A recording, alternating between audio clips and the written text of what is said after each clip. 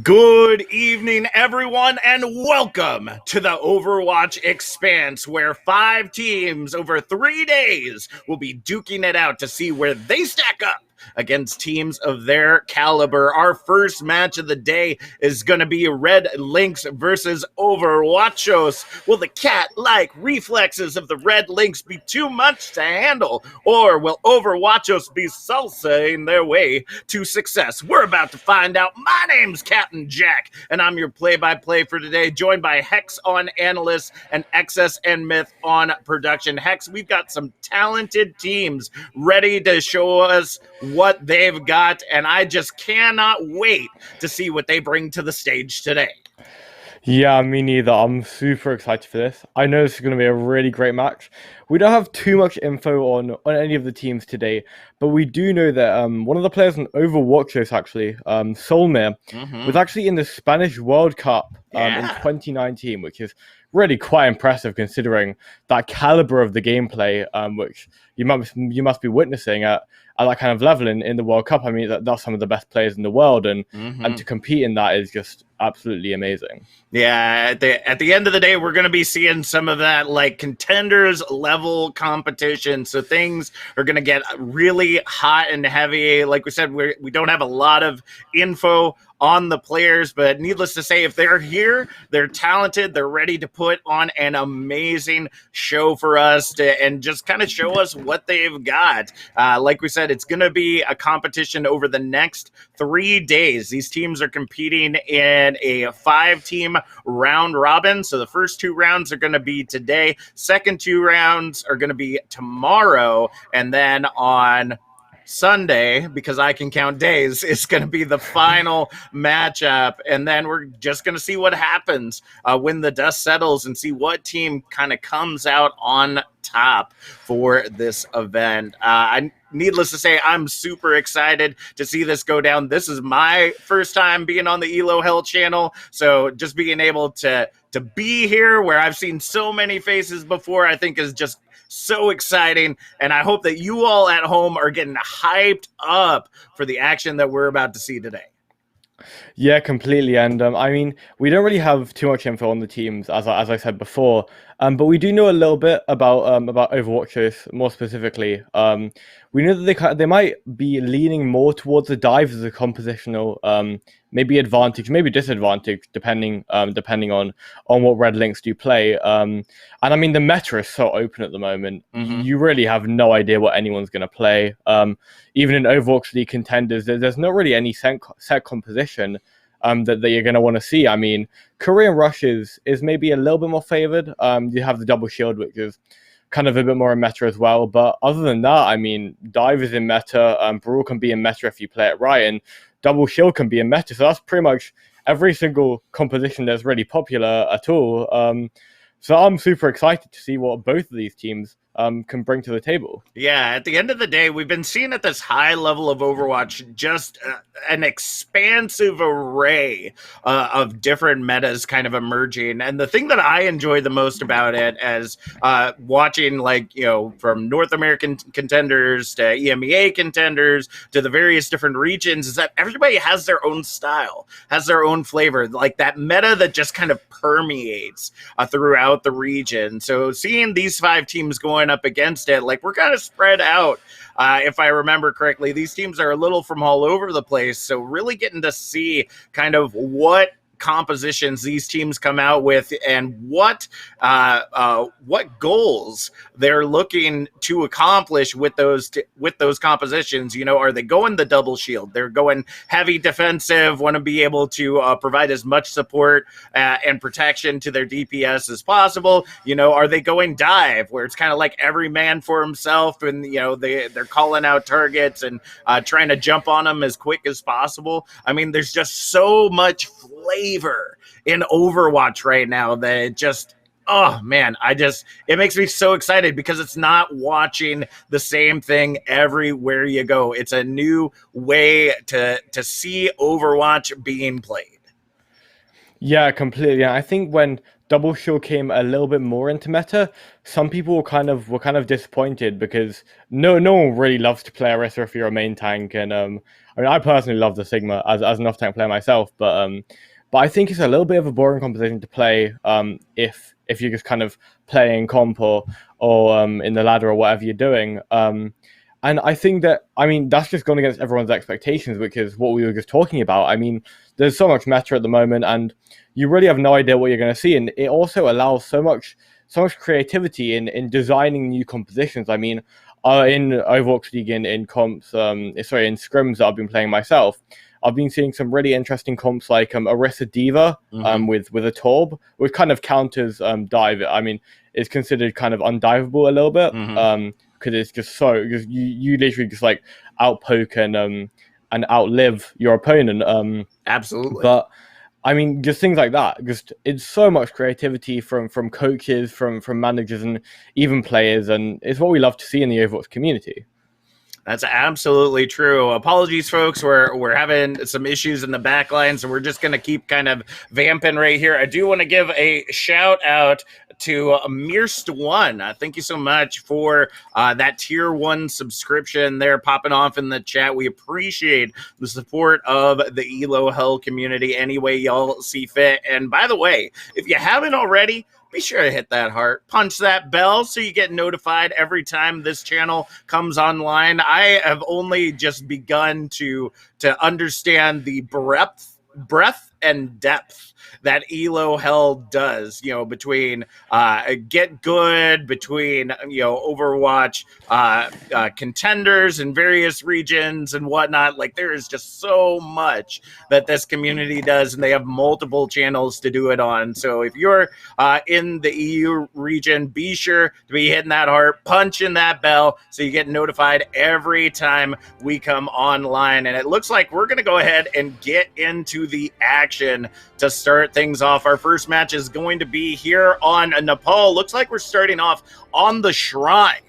And this is going to be kind of our first opportunity to see what these teams are going to bring to the table, what kind of aggression or defensiveness they're going to provide for us today.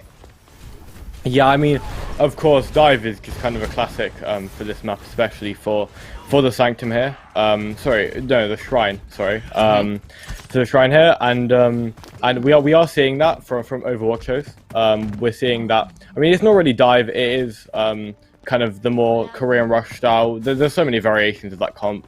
You never really know what you're going to see. And from Red Lynx, we are seeing that classic brawl with that Diva, which is just super meta at the moment. So that is what we'd love to see, and I'm sure they're going to play it well, and I'm sure both teams are going to play it well. But a bit of an engage already coming through from both teams here, and it's a really hard push from Red Lynx.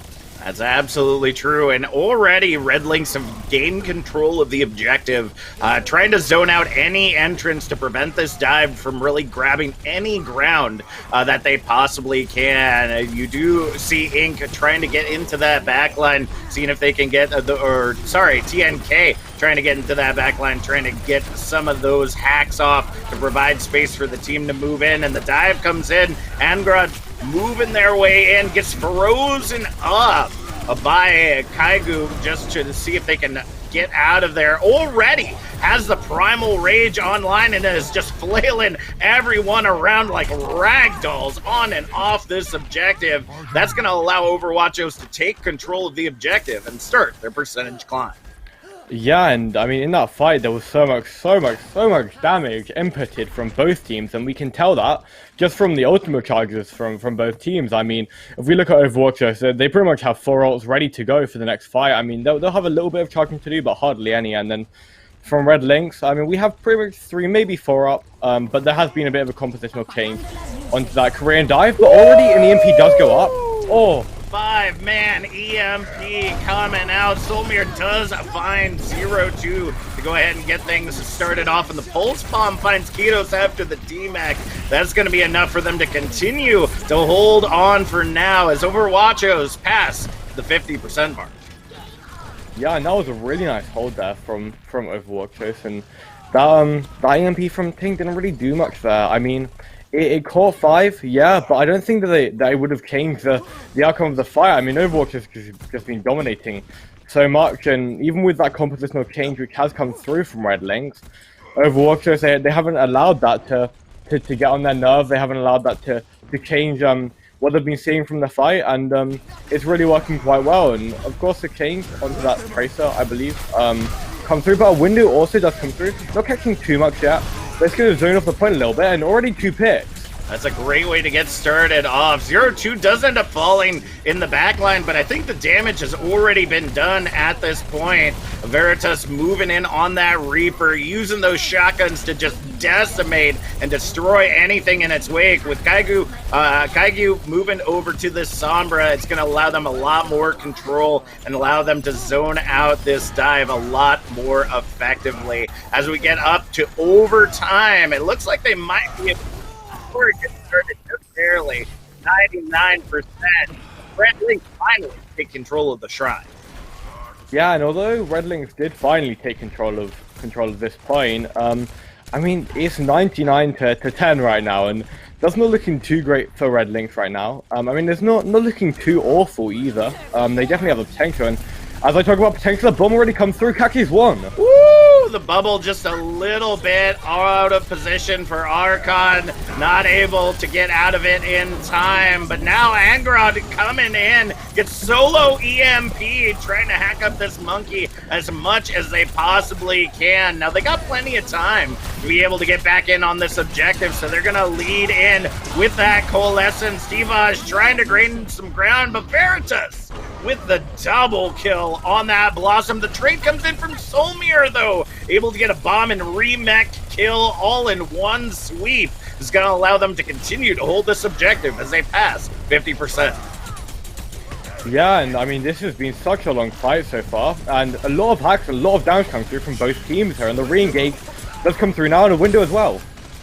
The window already out.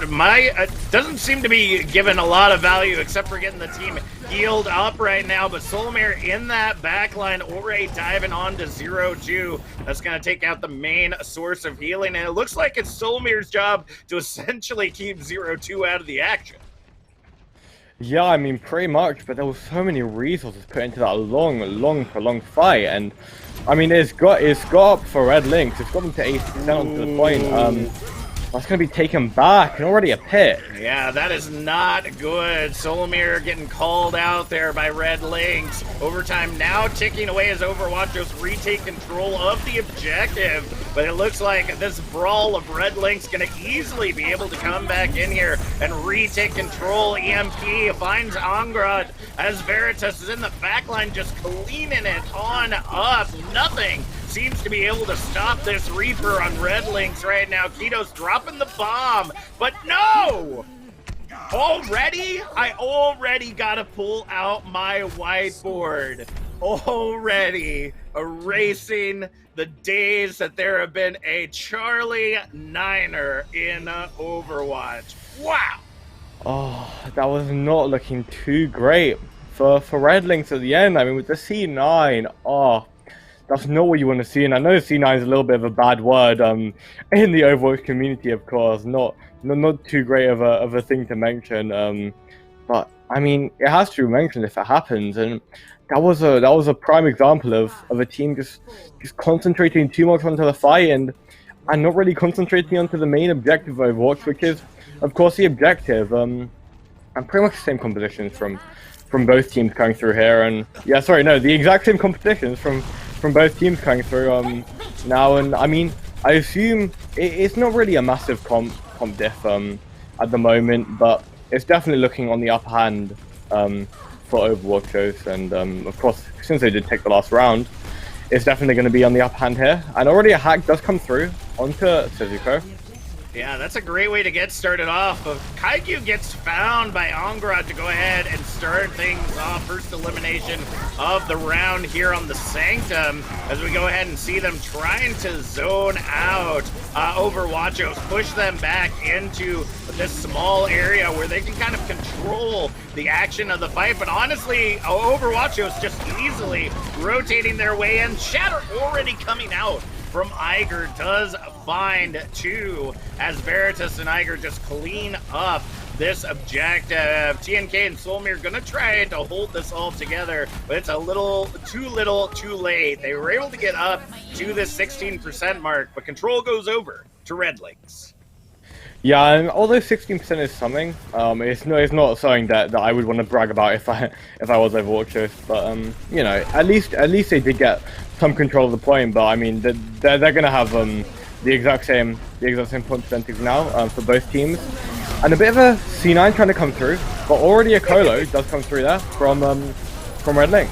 Well, that C9 is actually gonna happen once again. Red Lynx not paying attention to that backline. I'm not for certain if it's TNK or Sasuko that's on that objective, but somebody is solo capping it while the fight is going on. That is just making it difficult for Red Lynx to hold on. Big picks coming in with that self-destruct. The EMP finds the majority of Overwachos, and Veritas is going to be able to clean up with the trade. Keto's finding Archon there in the end, and control continues to be held, but will quickly be sent back over to Red Lynx.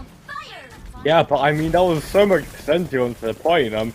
Just from one C9, I don't even know how that happens. I mean, it is really quite easy to get so focused on the fight that you don't even realize what's going on in your backline, and you allow something like that to happen, and that's really not too great. I mean, they're gonna have to wait a little bit, and already a bit of a pushback is coming through from Overwatchos, and Red Lynx is just gonna try and regroup a little bit, try and get their nerve back for a pushback onto the point, and the percentage is still coming up for them while they hold possession of the point.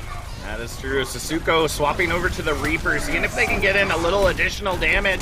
Shatter out from Iger, able to grab 2 as Sasuko starts cleaning up everything on the objective. Iger is just taking everybody out off of it.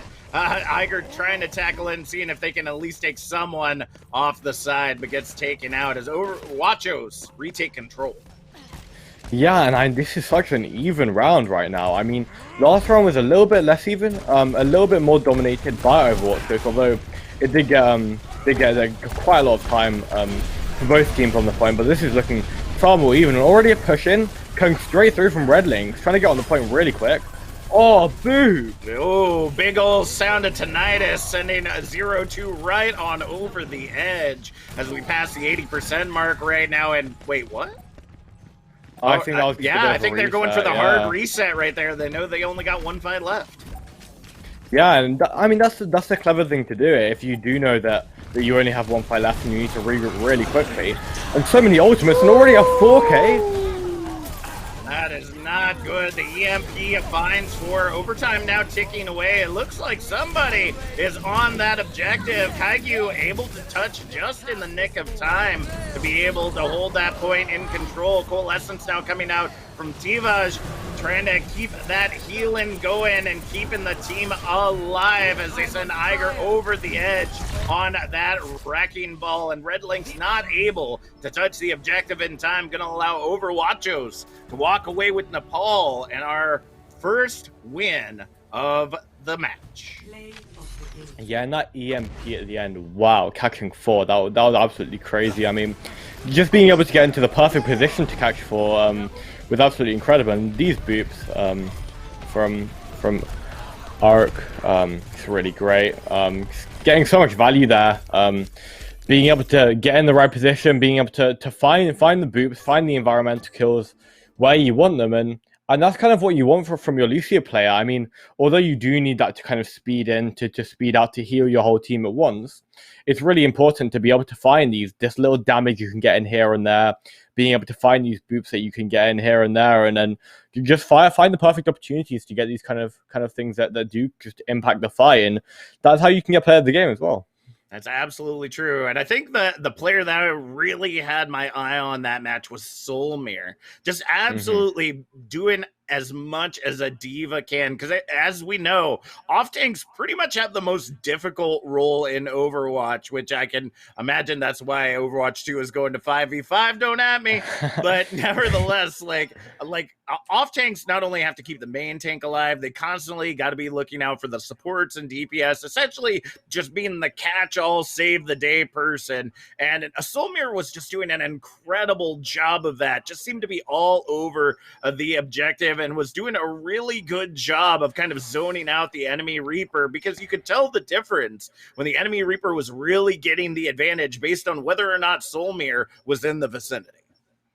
Yeah, completely, and it's so difficult as an off tank as well. Like you were saying, because you have so much to do, as you were saying again, and peeling for your whole team whilst getting damage in, and whilst allowing your Ryan to push in, or your Monkey, whoever you are playing with that, or even Orisa. I was talking about that composition earlier on.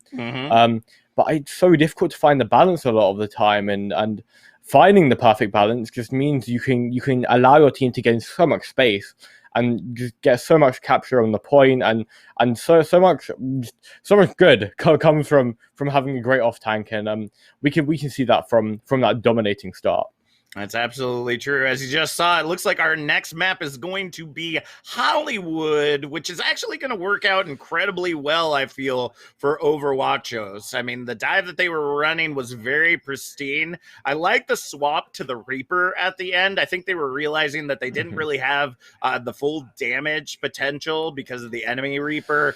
They weren't just kind of able to match damage for damage that we were seeing there. So I hope that they come out with that again. The Sombra was, getting hacks, that massive EMP at the end ended up stopping Red Lynx from being able to push in. But on a dive-centric map, it's going to be up to Red Lynx to figure out how they're going to play this out. That Hollywood is still a place that you can play Brawl, you can play the Ryan Diva Rush if you want to, but it's all going to be about that coordination and that target focus, which as of right now, Red Lynx hasn't seemed to have much of yet. Yeah, and that composition, which Overwachos was playing, which was that classic Korean Rush or Shadow Dive, whichever you want to call it, which was that Diva Monkey, Moira Lucio, and Reaper and the Sombra. I mean, they did choose Tracer, and that's just kind of a bit of a choice of what that second DPS you do want to play. I mean, I've seen variations of with an Echo instead of a Reaper, so many different things. But anyways, yeah, that's just such a dominating comp to play if you play it correctly, and that's why it's played so much in these higher ranks. But we are now seeing a double bubble from both teams. We're seeing a bit of a variation in our DPS line between Overwachos and Red Lynx. We're seeing the Echo Kree and that Sombra Tracer, and the Sombra really worked quite well for Overwachos in the last round. So I'm quite excited to see how it's going to work for them here, considering this kind of slight mirror from the tank and support line.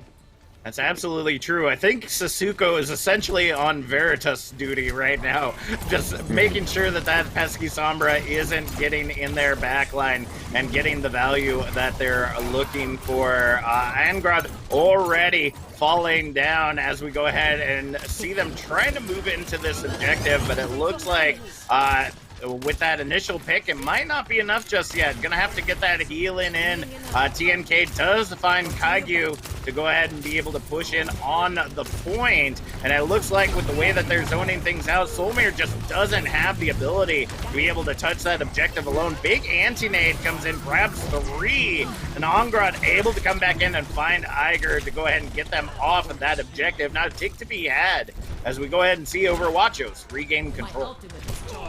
Yeah, that was really nicely played from Overwatch. Just kind of staying in the back and doing that little bit of kind of a soft defensive dive on this double bubble, as opposed to playing a hard diving with that Monkey Reaper, which I reckon we are going to see a little bit later. But I mean, they're playing really well right now. Having Sommer on the high ground for Overwatch is working quite well for them.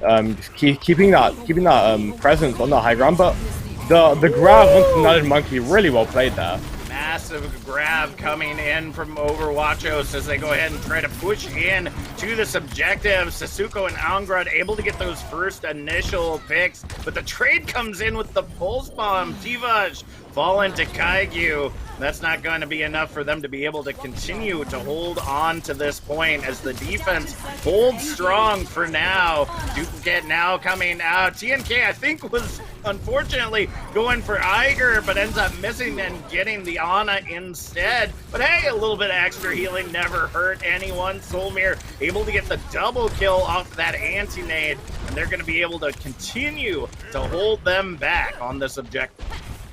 Yeah, and Solmir is doing so much. I mean, literally having one grab in that last fight and already charging nearly 60% on the grab in literally the next fight, which is completely crazy. I mean, that's so much ult charge, especially from Azari. He's not like the most damage. I mean, although they are quite damage based, doesn't get too much ult charge. But already that EMP catches 3. Veritas with a massive EMP in the background, and Iger using that primal to dole out the damage with a cancel onto Sasuko. Not going to be able to zone out this objective, Cowboy, but the fight isn't over yet. Iger doesn't have a lot of support to be able to sustain on the objective due to Ongrad being in that backline and getting those picks.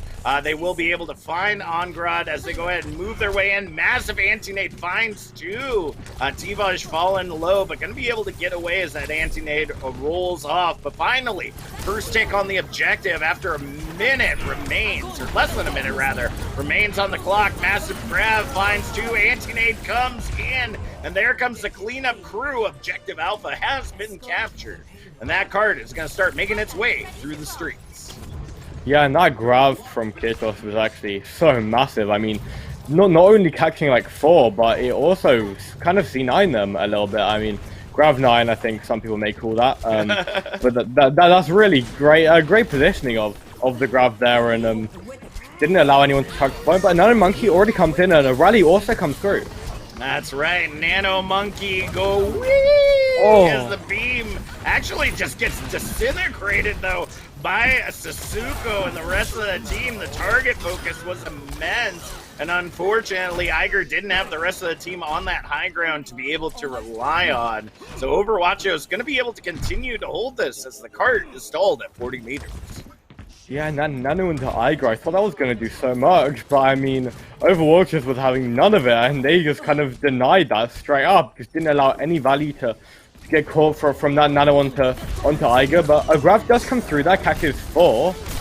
All right, High Noon coming out from Sasuko does find Kitos in the end with TNK in that backline, getting the double beam on the supports. The time continues to dwindle down as Overwachos have the stage on lock.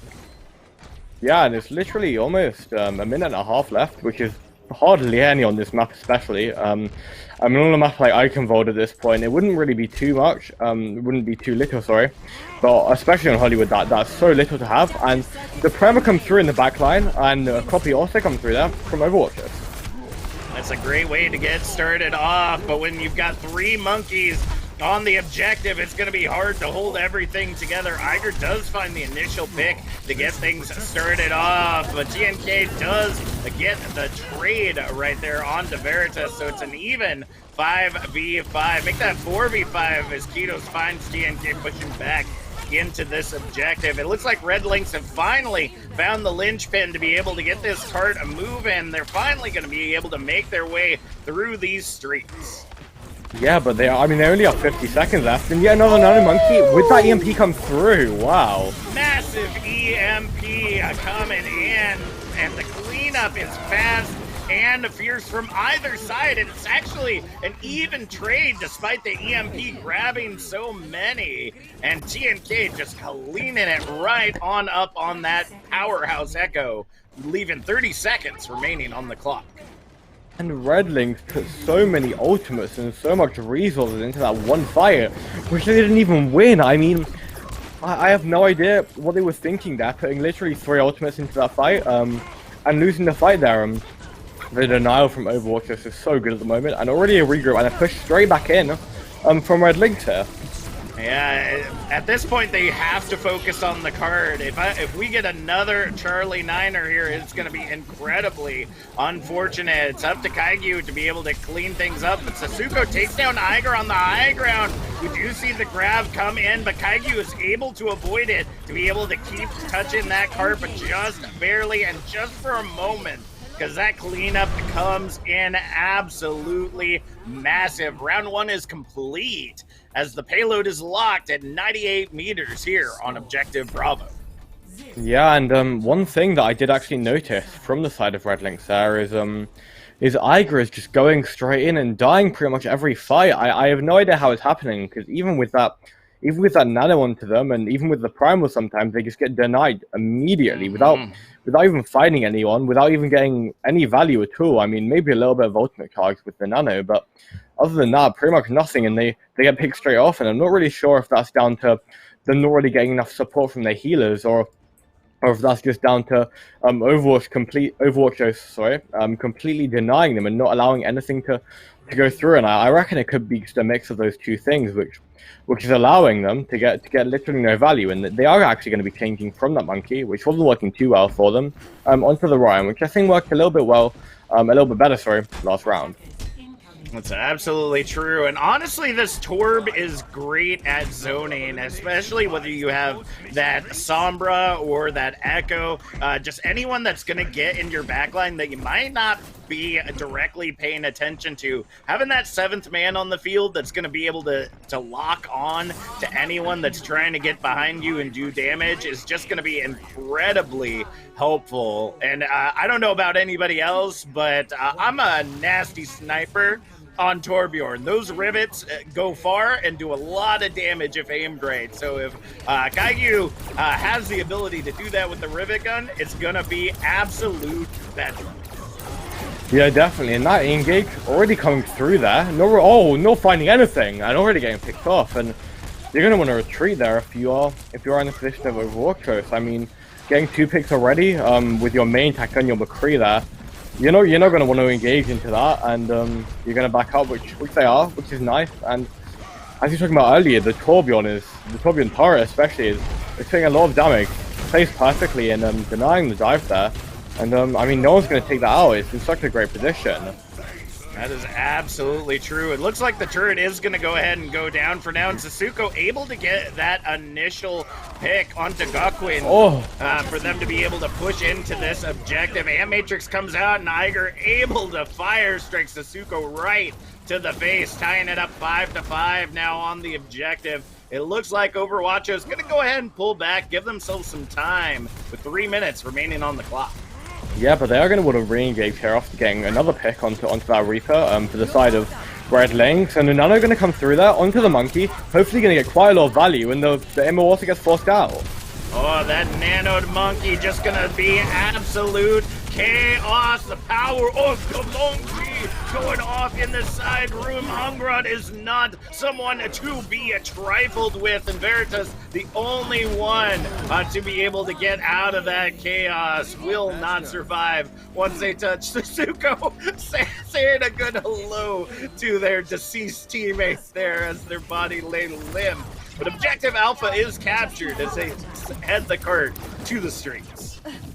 Yeah, and that's a lot of time, especially comparing to Red Lynx, having 4 minutes 30 seconds compared to pretty much 1 minute coming into the second point, and massive grab!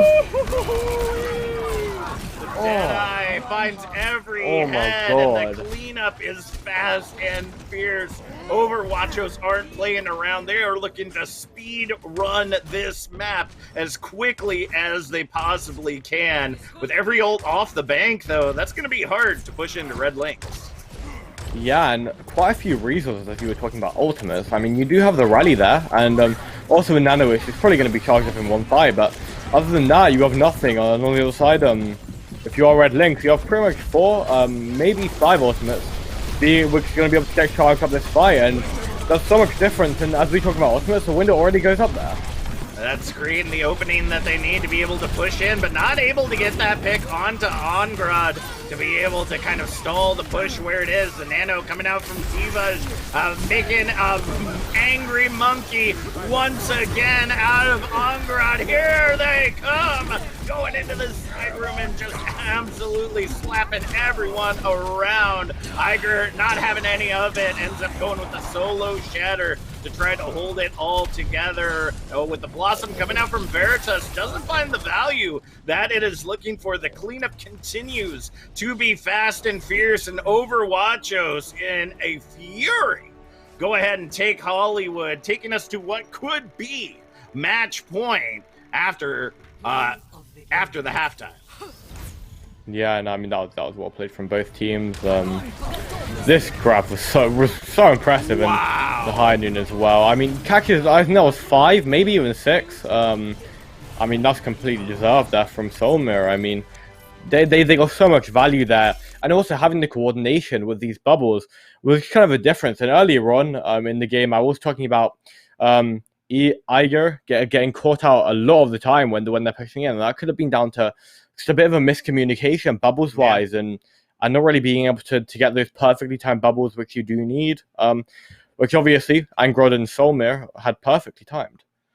Yeah, that just seems to continue to be working out in Overwatch's favor. So we're gonna go ahead, send it to a quick break. Give some time for Red Lynx to be able to kind of recoup, rally the wagon, so to speak, and see if they can figure out how to break through Overwatchos. They're finding glimpses of those little linchpins that they can pull out, but they haven't found the one that's really gonna take them out. So are we gonna see the beep beep reverse sweep, or Overwatch is gonna finish up our first match of the Overwatch Expanse? Find out soon after this short break.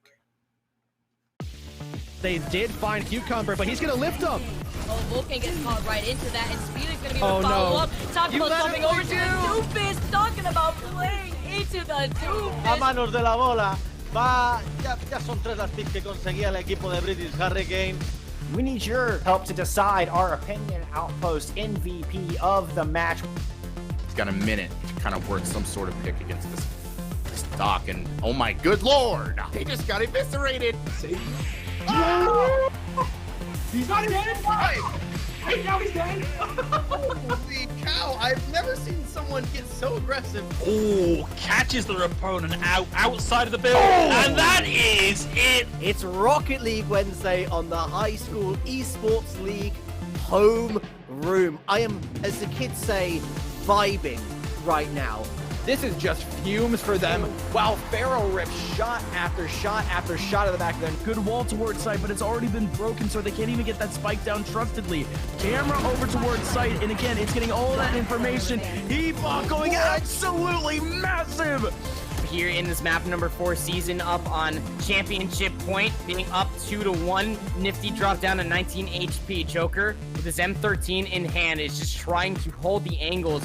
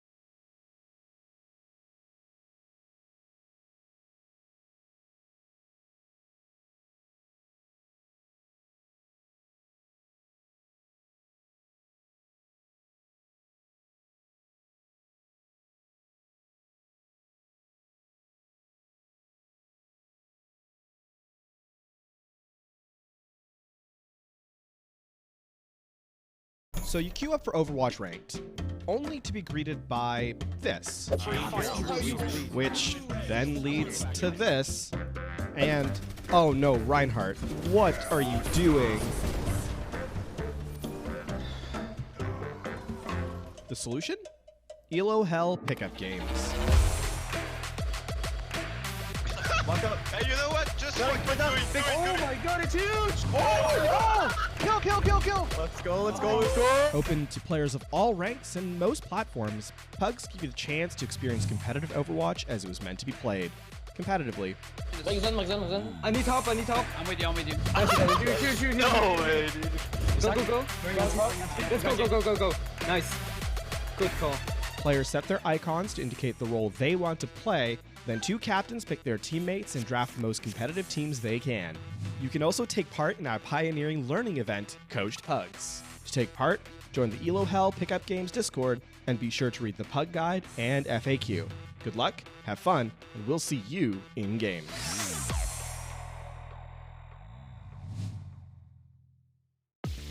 They did find Cucumber, but he's gonna lift him. Oh, Vulcan gets...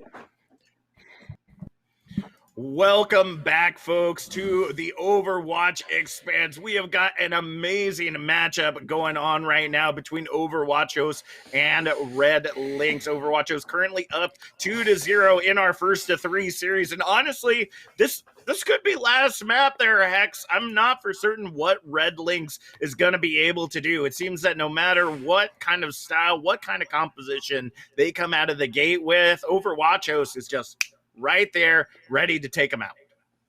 Yeah, definitely. And as we can see by the scoreline, I mean, Overwatch is completely dominating. And of course, the viewer cannot see it right now, but in the last round, it was a huge difference in their time bank. I mean, I believe Overwatch finished Hollywood on like 4.5 minutes or 4 minutes. Yeah, probably like 3.5, something like that. It was. And Red Lynx went to overtime in the middle of the cart. So yeah. So in. I don't know, in the middle of the pathway, which the cart follows. And I mean, we can just see that difference. And of course, we were talking about this before, but I think one of the main reasons why Overwatch is just doing so well is because of Solmir. I mean, the coordination between Angrod and Solmir is just great, and we can see that through the scoreline, we can see that through the gameplay, and we can see that through the amount of ult charge that both Angrod and Solmir are getting. Yeah, I mean, if you just look at the massive plays that continue to happen over and over again, I mean, you go back to Nepal, a Solmir on that Diva was just everywhere and nowhere all at once. It seemed that no matter what was going on, Solmir was in the action, not only being able to save the day many a time, but able to get picks along the way as they were just kind of like driving down the street, not just minding their own business. And then you go to Hollywood, massive 6-man graviton there on the high ground was just absolutely deadly. But we're getting ready to head into our next map, what could be our final map in the series if Red Lynx didn't grab their brooms during the halftime, and that's going to be Watch Point Gibraltar, another one of those maps where this high ground advantage is very important. That double bubble, that dive is very well practiced on maps like Watch Point Gibraltar, especially when you head into the hangar area.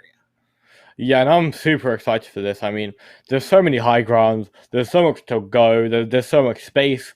The sight lines are huge on first point and on second point and on third point. I mean, on first point, a bit less so. But I think if the Widowmaker, the Ashe, or the Hanzo wanted to get pulled off, I think it would definitely be possible on every single area of Watch Point Gibraltar.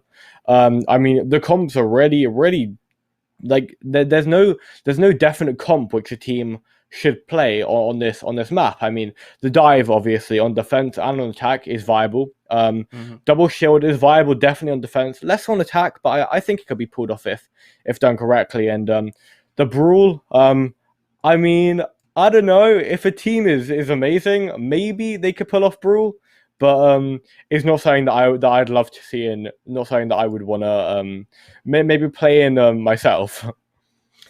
That's absolutely true. Looking in the chat, just seeing some love here for Iger. Iger, kind of correct. I mean, Iger is definitely doing the best that they can, but I gotta tell you, Angrod, giving them a run for their money right now. There just seems to be nothing that stops this player from just being able to pull off some amazing feats. It looks like Red Lynx are going to continue to stay on the attack for this map. So they're going to pretty much put the line in the sand to say whether or not Overwachos are going to stop them dead or if they're going to be able to get to that objective, Charlie.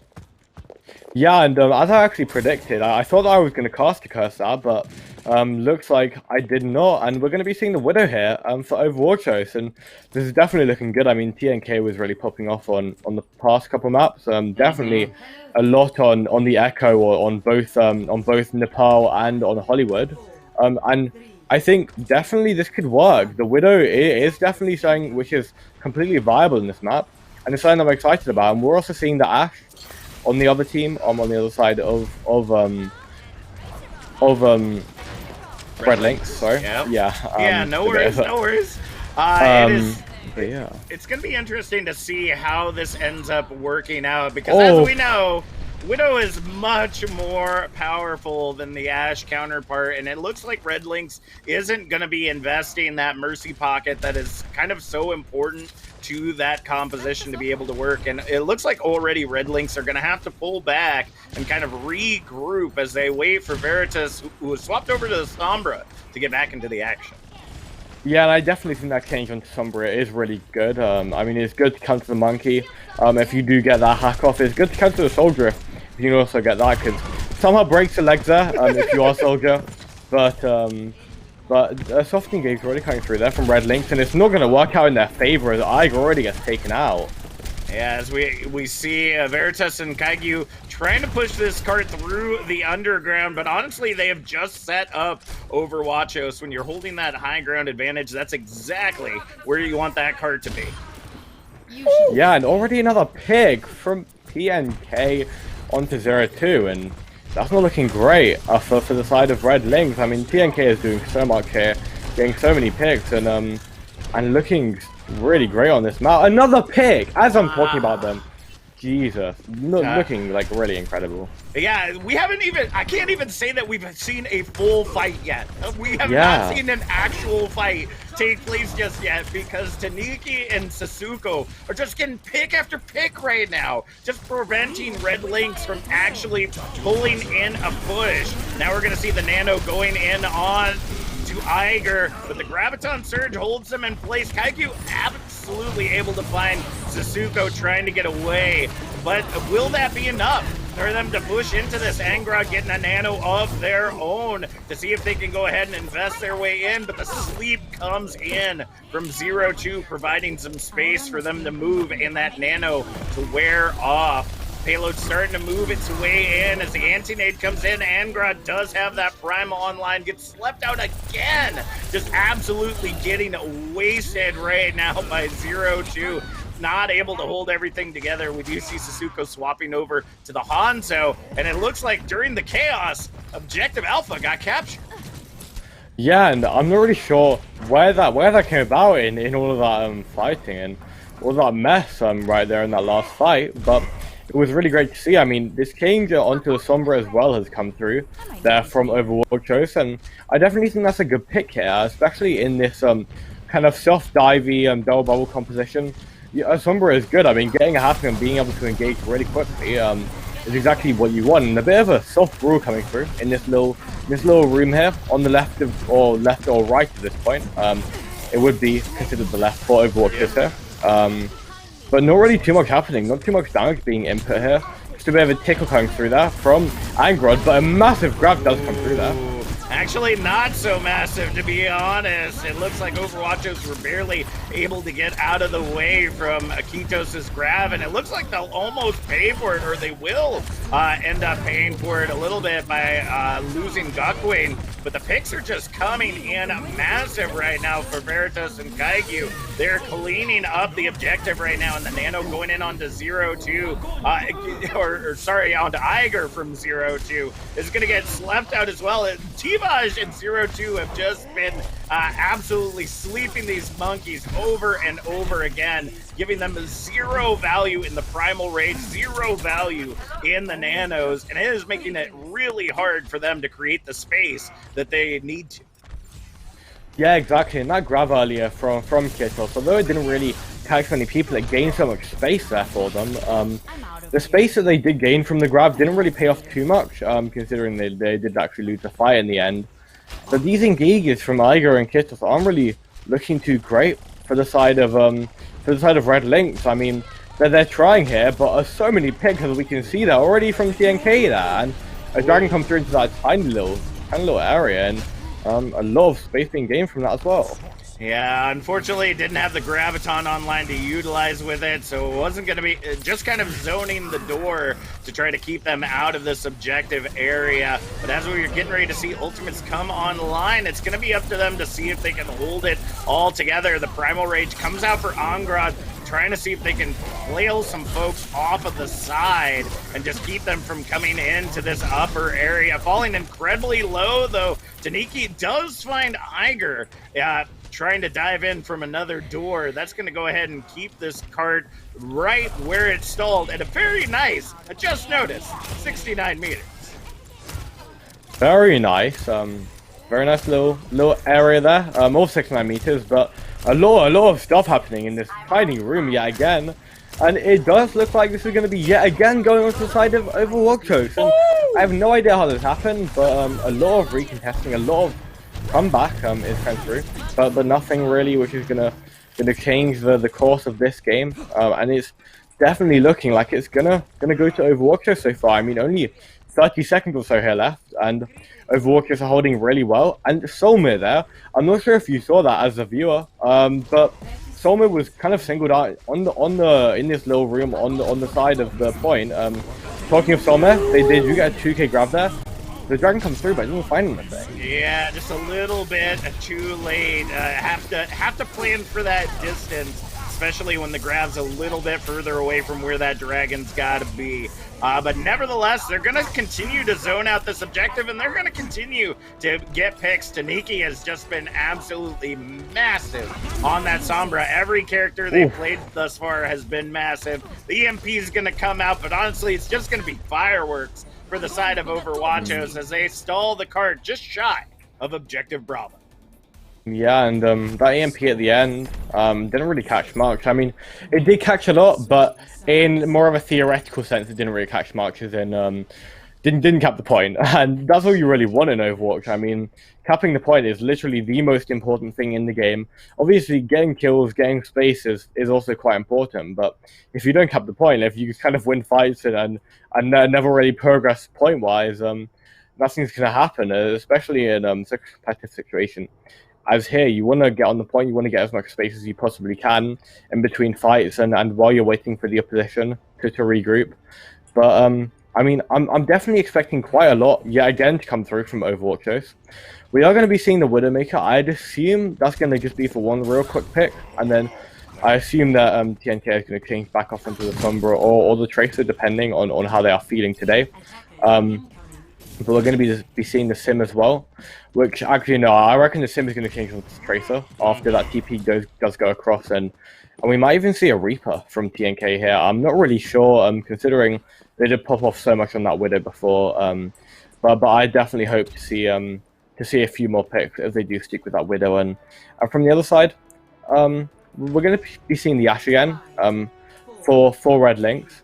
We're going to be seeing double yet again, and the exact same comp, except the Ashe is going to be played again as opposed to that Sombra, which they did change onto after the Ashe was clearly diffed there by TNK. Yeah, Taniki is going to continue zoning out this area. It's really going to be up to Veritas to be able to provide some pressure there for them to be able to hold this high ground area. But right now, Overwachos are already making their way downtown, walking fast into this high ground to be able to create that space. Solmir already up to 100% on the charge, just grabbing massive value as they start pushing this card into the underground. Yeah, and Veritas getting picked there. And as I talk about Veritas, they do get picked off by Tanaki. And that's a nice pick from them as well, which is looking really good. so far. I mean, this kind of sniper diff is definitely coming through. We saw it in the last round, and we're definitely seeing it again here. And just these kind of soft dives is really nice from Overwatchos. I mean, they know exactly when to engage, they know when to be aggressive, and they know when to come through, which we can definitely tell from this kind of different level of gameplay here. But this kind of defensive dive coming back through from the side of Red Lynx, not really going to find too much, but they're going to gain a little bit of space there. That's absolutely true. Getting into this underground portion is the hardest part for any team to be pushing on Watchpoint Gibraltar. Taniki falling incredibly low, gonna get healed back up and back into the action, but Solmir just being able to hold this 90+% charge right now has just been absolutely massive for Overwachos. They have just been gaining so much value out of that. Massive ante coming out from 0-2, grabs 2, but the cleanup just is not there.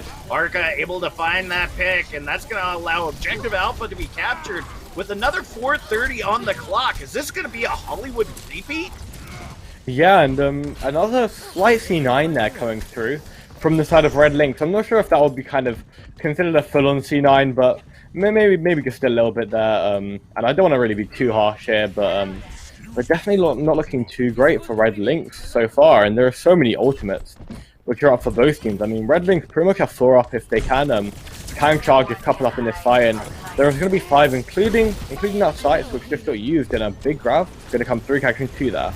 That's absolutely true, and whoa! Taniki just in the perfect position. The shield goes down, the bubble goes down, and just able to decimate the head of Gukwin. We've seen it right now, the Primal in the backline from Iger, but they're all alone. There's nobody there supporting their success. Angrad on the high ground, just trying to get away from this Bob invested on the objective to try to zone out that card.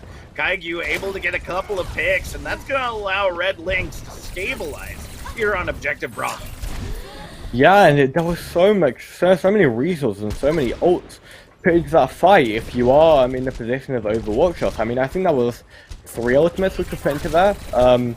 I believe the Nano was put in. I'm not entirely sure if that was one used there, but I believe it was. You had that rally, you had the sight obviously in the pulse bomb, which just gets used from the other side of Red Lynx, but doesn't really find anything, and it's like a big brawl going back in the back for both teams, and a big grab there. Yeah, massive grab, but doesn't get the value that it's looking for. Kaigyu obviously finding the linchpin right there. Solmir has just been absolutely supercharged over and over again, but Angrad now just trying to create some dissonance in the backline with the Primal Rage, trying to create some space for that cart to be moving, but without Solmir back in the fight, gonna be really hard for them to really aggress. Taniki though is like, no, we don't need Solmir. I'll just start clicking heads again. That's gonna create some space, and we're possibly headed into final fight territory if they can't stop this cart. Yeah, and so much value being caught by Taniki here. I mean, they're definitely the MVP of this team right at the moment, and another pick come through already from them, straight onto Vartus, and not allowing anything to happen. Another pick already onto 2-0-2, sorry. Wow, the dinks are incredible. It is literally my favorite sound in Overwatch, and it's like Taniki knows it, tick after tick. Overwachos walking away with the victory here on Watchpoint Gibraltar, and that's going to give a round 1 victory to Overwachos in our Overwatch Expanse series. Yeah, and I actually was hoping that Taniki would have gotten the player of the game, but this is also just as deserved from Solmir, and another player of the game from Solmir. I mean, we can tell how much value they're getting from these big grabs, and that tracking on point there as an off-tank player. You really do need to get your tracking, to get your mechanics really on point, and being able to track people, especially at this kind of level.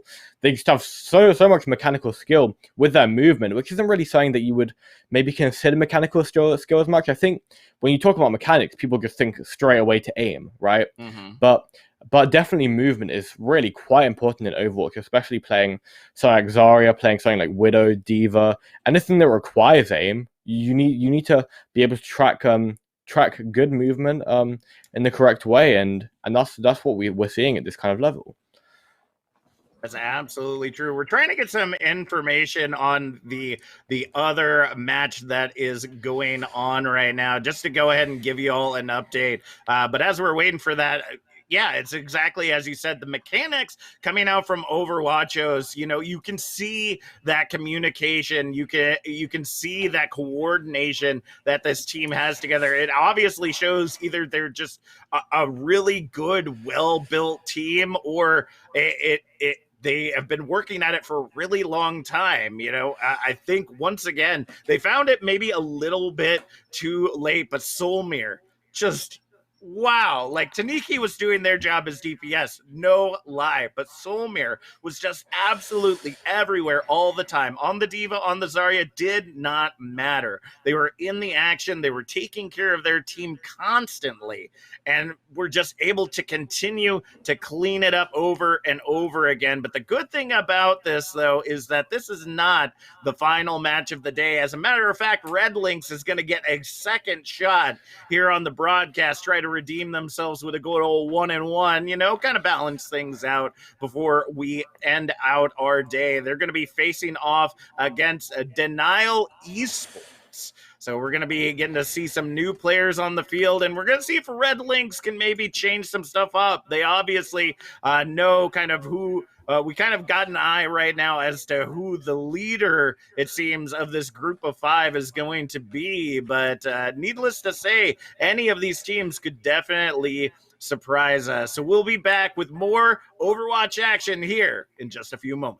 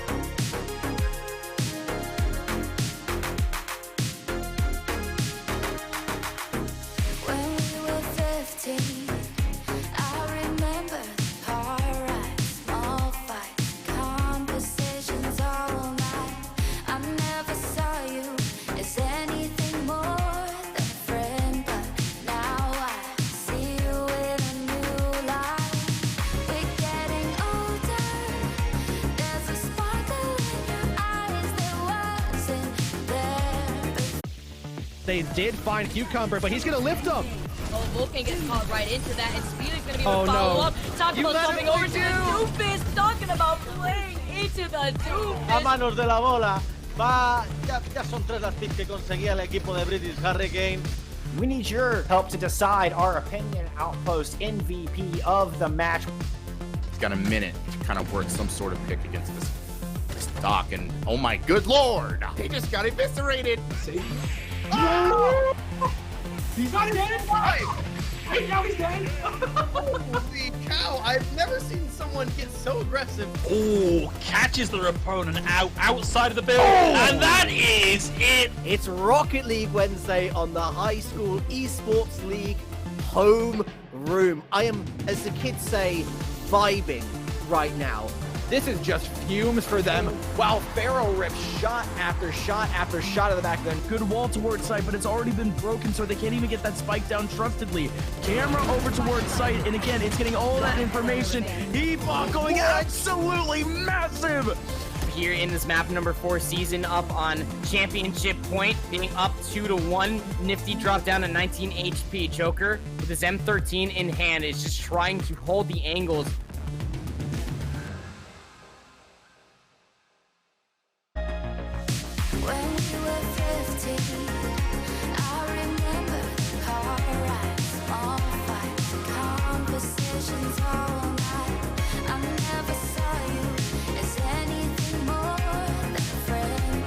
Now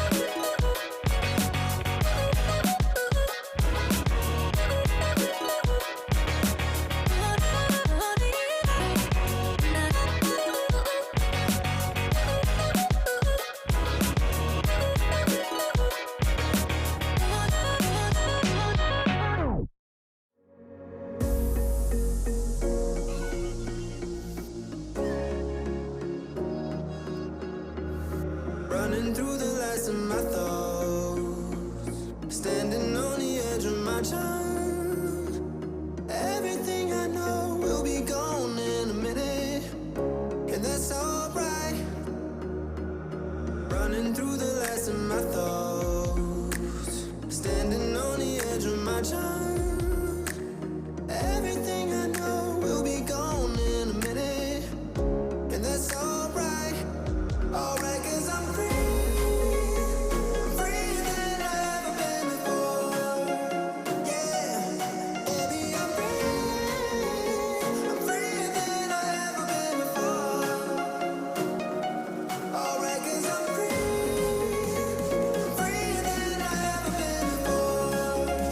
Yeah.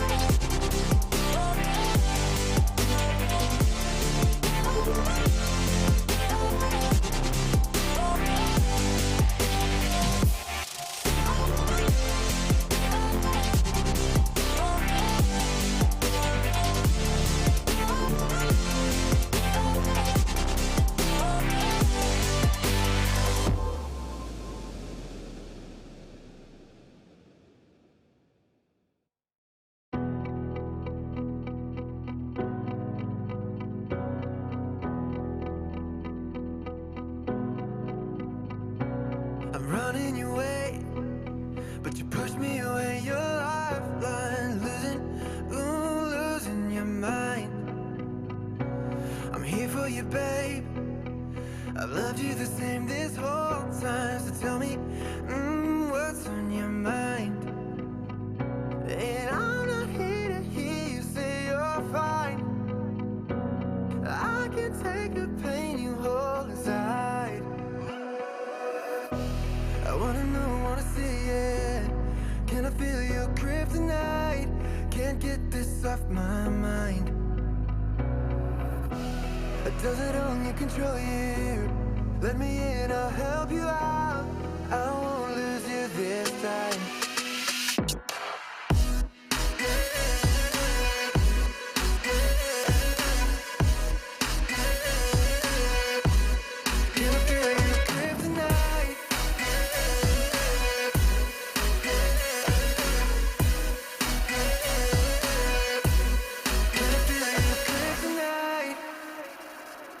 You think you're too far, but I'm where you are, you know. I said I won't leave your side.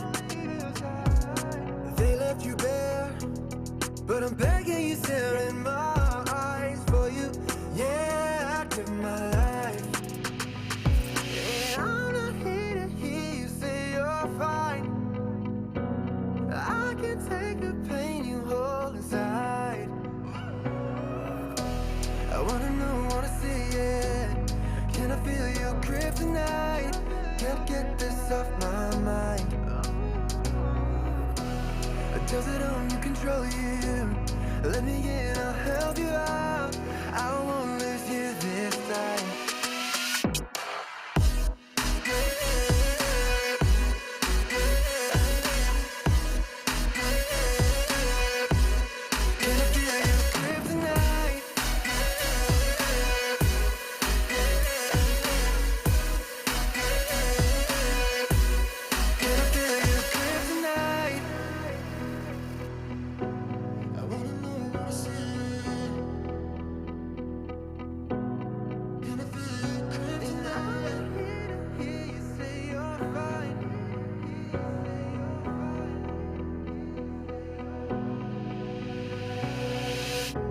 I wanna know, wanna see it.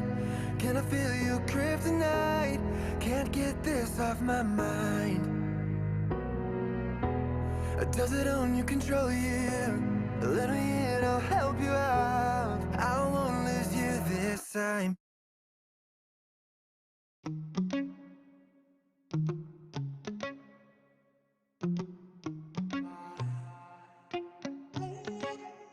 Heart overhead, and I guess love to watch the way you made me into a mess. Hands on my dress, neon red. You were everything I didn't need until you left. Now I'm dancing around my living room. I get drunk on the thought of you and I. When you were mine, see your eyes in every stranger. I'll replay the way that we were till I'm high. No, it's not right. I miss you missing me like you used to, yeah, like you used to. I miss you kissing me like you used to, like only you do. You know the good things are never as good as the bad, and your love is better than anything I've ever had. Oh, I miss you missing me like you used to, yeah, like you used to. I know you're gone, and you probably just forgot me. Yeah, you're moving on. But I can't let go, 'cause I'm still sleeping with the moments, lying with your ghost. Now I'm dancing around my living room. I get drunk on the thought of you and I, and you're not mine. But I miss you missing me like you used to, yeah, like you used to. I miss you kissing me like you used to, like only you do. You know the good things are never as good as the bad, and your love is better than anything I've ever had. Oh, I miss you missing me like you used to, yeah, like you used to. Heart overhead, and I guess I love to watch the way you made me into a mess. I miss you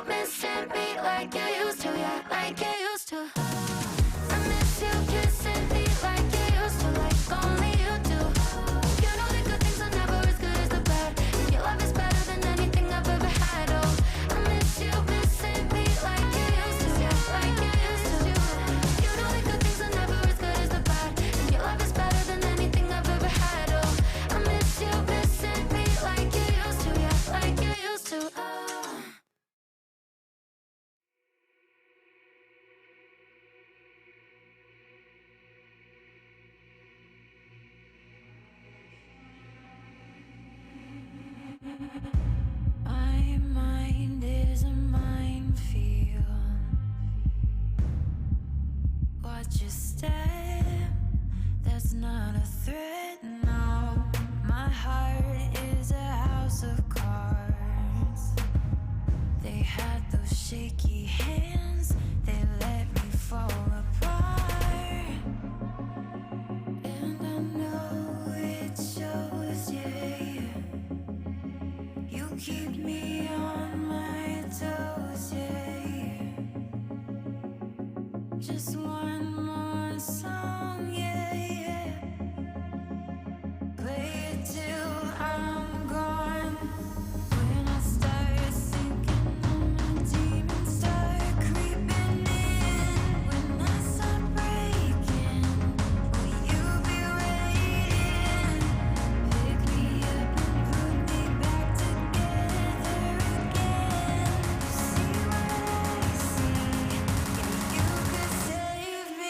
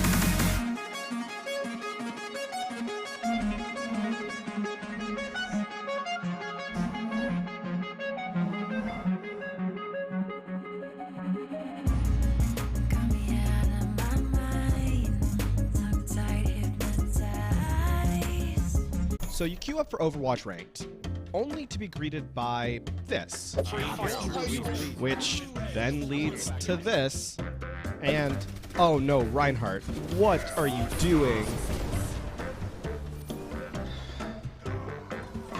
The solution? ELO Hell pickup games. Hey, you know what? Just Oh my god, it's huge! Oh no! Kill! Let's go! Open to players of all ranks and most platforms, Pugs give you the chance to experience competitive Overwatch as it was meant to be played, competitively. I need help. I'm with you. Shoot. No way, dude. Go. Let's go. Nice. Good call. Players set their icons to indicate the role they want to play, then two captains pick their teammates and draft the most competitive teams they can. You can also take part in our pioneering learning event, Coached Pugs. To take part, join the ELO Hell Pickup Games Discord, and be sure to read the Pug Guide and FAQ. Good luck, have fun, and we'll see you in-game.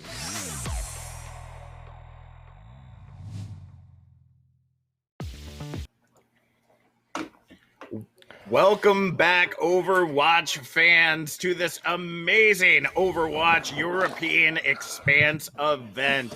We just got done watching an amazing matchup between Overwachos and Red Lynx, ending their round one, a 3-0 in favor of Overwachos. But Red Lynx, they get a second chance here on stream to show that they're not going to be pushed around. They're actually going to be facing off against Denial Esports here in just a few moments. But to let you know who we're seeing on the other end of this, in round one, we actually saw FTW Esports versus Bomeers. And that match just recently ended 3-1 in favor of FTW Esports, taking away that dub in round one. So it's going to be interesting to see how that works out here in round two, to see which of those teams off stream are going to be walking away with that victory as well.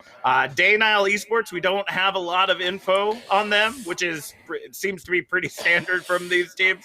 Not a lot of info to go off of, but if they're anything like this, the talent that we have seen so far today, Hex, needless to say, I'm excited. I'm ready to see this match go down. Yeah, definitely. And the last match which we did cast, which was between Red Lynx and Overwachos, which it was a really, really great one. I mean, Red Lynx, of course, was on the receiving end of slaughtering from Overwatchos, but they definitely didn't look too bad. They didn't look awful, and some of their rotations were a little bit off compared to Overwatchos, and some of their coordination was a little bit lacking compared to Overwatchos. But maybe Overwatchos is just absolutely crazy on that front, and Red Lynx can come back and show us what they've really got against a team which is maybe more their level, or a team which they are more suitable to playing against. I'm not saying that they're a bad team in any way, really, but they're definitely maybe you might find this a little bit easier. I'm not really sure, as we have barely any info on any teams so far, except like one or two. I think we have a little bit on FTW Esports, but other than that, I don't really think we have any. And we're going to be heading straight into Mecha Base. So what do you think is going to be happening here, Jack? Because I think this is definitely a more brawly map. I think the Korean Rush could be viable here as well.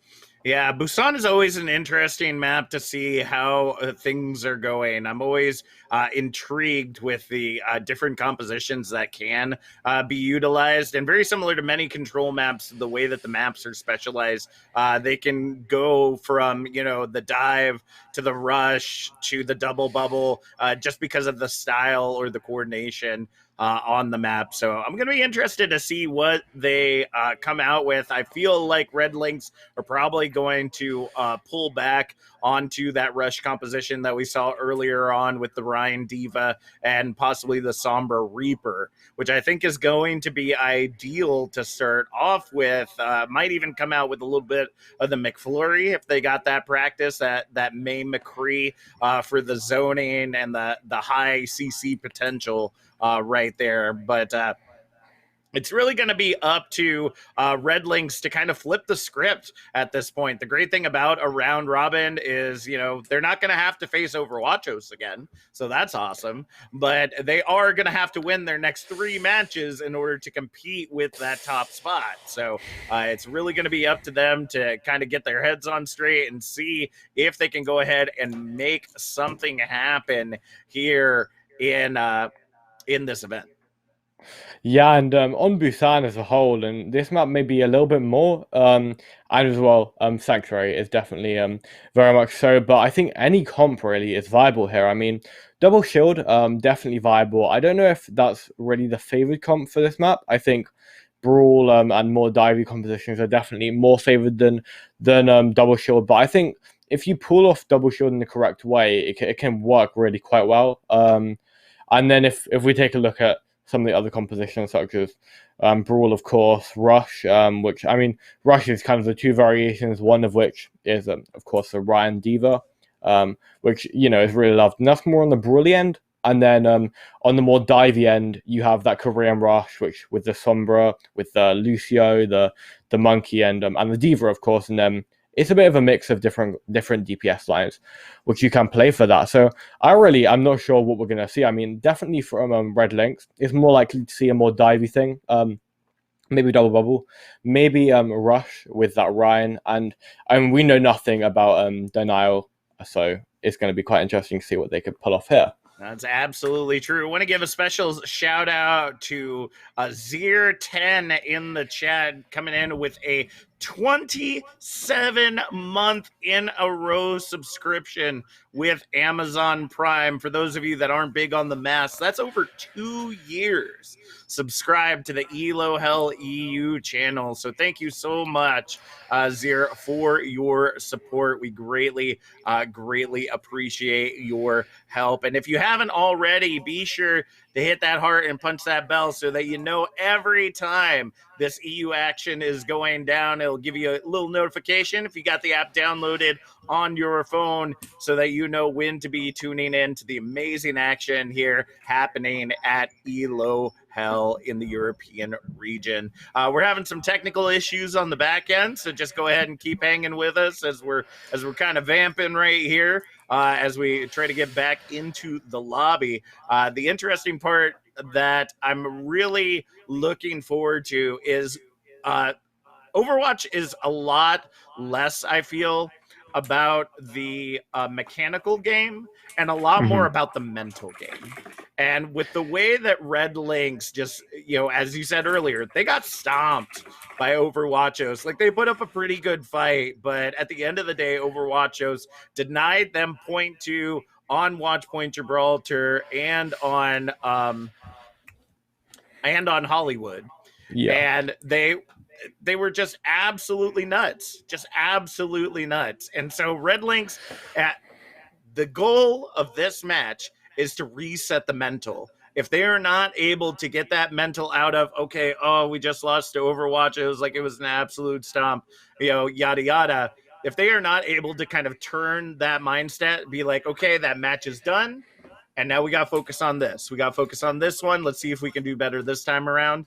This actually could be a really hard match for them. And the fact of the matter is that Denial might be a similar difficulty kind of team to Red Lynx, but that change in the mental game that can really impact a way that a team coordinates and communicates, and can actually make them perform a lot less than what you'd normally expect. Yeah, definitely. And as you were saying, mental is such a huge part of Overwatch and esports as a whole, really. I mean, if you come off a game having lost, you're going to be feeling really awful. And it's not that, like, you maybe got hard rolled that's what it is. Mm-hmm. But no matter how the match goes, in my opinion, if you lose, you lose, and that's not going to be not going to feel great. And if you win, you're going to be coming straight off a high. You're going to be feeling really great. You're going to want to go for the next thing. You're going to want to like play more, right? Mm-hmm. And if you lose, you're going to want to come off the game, right? And I reckon that's going to be how Red Lynx is going to be feeling here. I mean, they're gonna want to take a break, which they don't really have. I mean, we're having a few issues at the moment, and that's giving them a little bit of a rest, and maybe a bit of time to discuss in their team what they're going to be doing. But they're not gonna be feeling great after that loss, and it was a roll, definitely a roll from Overwatch, Overwatchos. But I mean, I'm not really sure how I would be feeling if I was them, but I wouldn't be feeling good. That's all I know. Well, I know in my competitive games, it's all about just saying GG, go next, right? I mean, I'm just a plat console player, so I get rolled quite often, as you'd probably imagine. So, you just gotta say step back. I did the best that I could in that matchup, and we go again, and we try to do better this next time. So it looks like things are a little difficult. Overwatch is being a little finicky with our production staff right now, so we're going to send you all to a quick break. Don't go anywhere. We're going to be back with this action between Red Lynx and Denial Esports in just a few moments.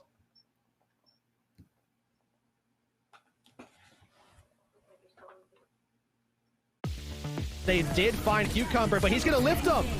Vulcan gets caught right into that, and Speed is going to be able to follow up. Talking about coming over to the Doofus, talking about playing into the Doofus. A manos de la bola, ya son 3 las picks que conseguía el equipo de British Hurricane. We need your help to decide our opinion outpost MVP of the match. He's got a minute to kind of work some sort of pick against this Doc, and oh my good lord, they just got eviscerated. See? Oh!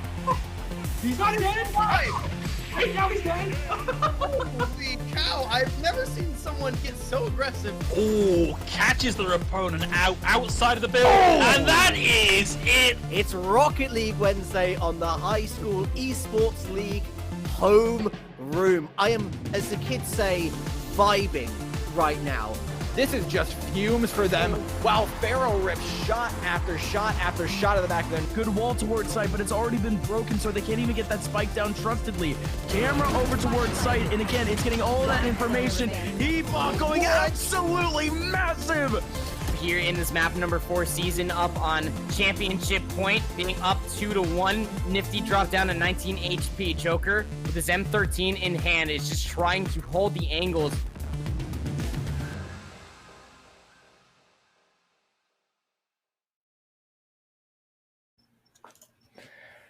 Welcome back, folks. It looks like we were able to, give a good old kick to the machine and get it on working. So we're going to be heading into Busan shortly to see if Red Lynx can go ahead and turn this train around. Like we said, it's all about that mental game, looking to see if they can try to make it work, try to get that dub on the board and kind of balance the scales for today. Goodness gracious. Man, gotta love a good old what we call in the biz an NA production, folks. It looks like Overwatch is just not being nice to us right now. It just keeps kicking us out of here. But needless to say, Hex, one thing that I'm gonna find really interesting about this matchup. Let's look at some of the players that we've kind of already seen from Red Lynx. That Veritas. I found that his Reaper was absolutely outstanding, and I'm actually a little surprised that we didn't see more of that after the fight on Nepal. Why do you think that is? Why do you think the swap onto the hit scan type heroes was such a strong need for Red Lynx, Vice sticking on that Reaper that was getting so much value? Yeah, well, I'm not really too sure. I think it was just trying to go with the composition that they were playing, really, because obviously Reaper isn't like the most meta hero, and obviously going with the kind of Korean rush, really fast paced kind of compositions, like the rush that we saw from both teams actually in the previous round, with the Ryan, the Diva, and on the other side you had the Monkey and the Diva. I think that kind of like doesn't really go with the Ryan as much, and definitely on maps like on like Hollywood, Reaper isn't as viable because you have these huge sight lines, right? That can be taken control of easily if you have a good Ashe, if you have a good Widow, which obviously Overwachos did. Yeah. And yeah, and we saw that from the last map, which was in fact Watch Point Gibraltar, I believe. Yeah, Taniki just popping off right there. Yeah. Oh, just absolutely dominating the enemy team so much and allowing nothing to happen really. Combined with that off tank, I can't really recall the name right now. I believe the name of that off tank was Solmir. Yeah. Yep. And they were absolutely crazy as well. And when you have this kind of DPS difference, I don't think DPS diff would be the name to call it. Although it's kind of similar, I think that calling it a diff is kind of negative, right? Yeah. And it's not really negative because you can always have something to improve, and everyone wants to improve. And although in this kind of really competitive tournament situation, you don't want to lose.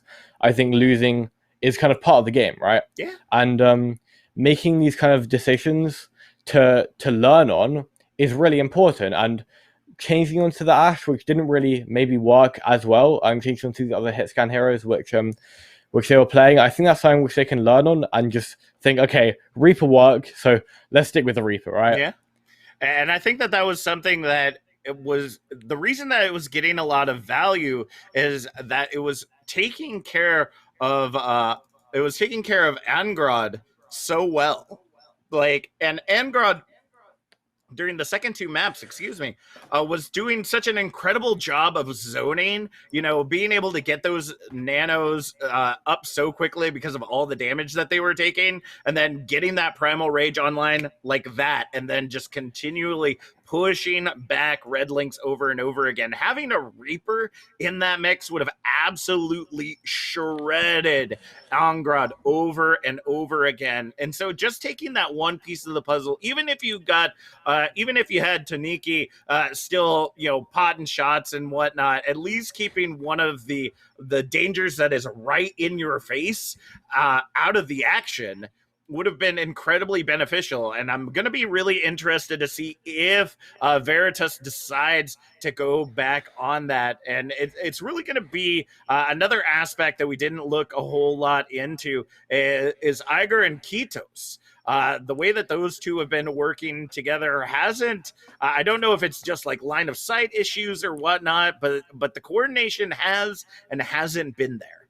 And so I really want to see if they can try to kind of tighten that up, making sure that, when when you see them dive into the action, that off tank is right in the position to be able to get the bubble, or be able to dive in on the diva, just be able to support and be able to get their main tank out of that action. I think that coordination, it's kind of a little song and dance that these teams do, and if you don't have it practiced well, it's not going to work out in your favor. Maybe that double bubble, maybe that dive, maybe that's just not Red Lynx's strong suit, and they were just trying to combat with what they knew was supposed to work, quote unquote.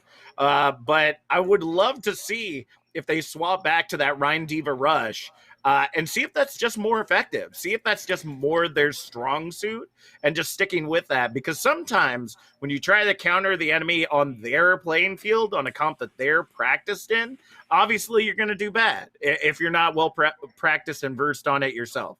So sticking with something that you all have practice, that you all are really good at, even if technically it's a counterable comp to what the enemy is facing, sometimes you could just outplay the enemy. I mean, we were seeing that a lot from Overwachos. I mean, even with the Reaper on the field, Angrad was still able to get a lot of value on that Winston, even though they were getting taken out rather frequent. Yeah, I think on the Winston, they didn't really play as well as they did on the Ryan, right? And I apologize if we are talking a lot about Red Lynx, but they're pretty much the only basis that we do have. Yeah, we don't know much about Dana. Yeah. Sorry. We haven't seen them play yet. Yeah, but I did actually also want to talk about this tank line of Red Lynx, and the tank line is just not as well coordinated as we might want to see. And although they are getting some value with these nanos onto the monkey, onto Iger that we were seeing in that last map, especially on Hollywood, I noticed. It was it was just kind of like not really working as well as you might want these nano monkeys to work, especially in such an intense situation. Because I think that on the other side, right? Sorry, my mouse just died. On the other side, you had this other team who was just like completely denying all of this value that was there, right? All the potential value that you had in this fight. So many people who have this potential to die, and nothing was being found, which was kind of like the downside. And I was talking about this last game, and I think that was kind of down to a miscoordination with the bubbles on this double bubble composition. And you need to nail the bubble timings, and you need to nail this coordination, the synergy between the main tank and the off tank, the healers and the main tank, because this main tank is just the center of the whole team, and if you don't get that on point, you're not really going to be able to do much. That's absolutely true. So sorry again, folks. It looks like we're continuing to have technical issues on the back end. So we're going to go ahead and send it to another short break. Please continue to stick with us. We really appreciate it. Believe me, we're just as excited to want to get into this action. But if we can't see it, we can't really cast it. So we got to be able to get into that action. So don't go anywhere. We're going to be back with some more Overwatch here in a few moments. They did find Cucumber, but he's going to lift him. Oh, Vulcan gets caught right into that, and Speed is going to be able to follow up. Talking about jumping over to the Doofus, talking about playing into the Doofus. A manos de la bola. Ya son 3 las picks que conseguía el equipo de British Hurricane. We need your help to decide our opinion outpost MVP of the match. He's got a minute to kind of work some sort of pick against this Doc, and oh my good lord, he just got eviscerated. See?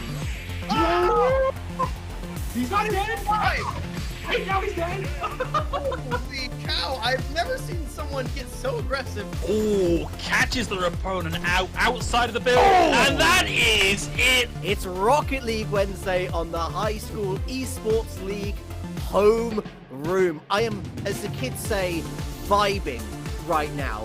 This is just fumes for them, while Pharaoh rips shot after shot after shot of the back then. Good wall towards site, but it's already been broken, so they can't even get that spike down trustedly. Camera over towards site, and again, it's getting all of that information. Hebot going absolutely massive!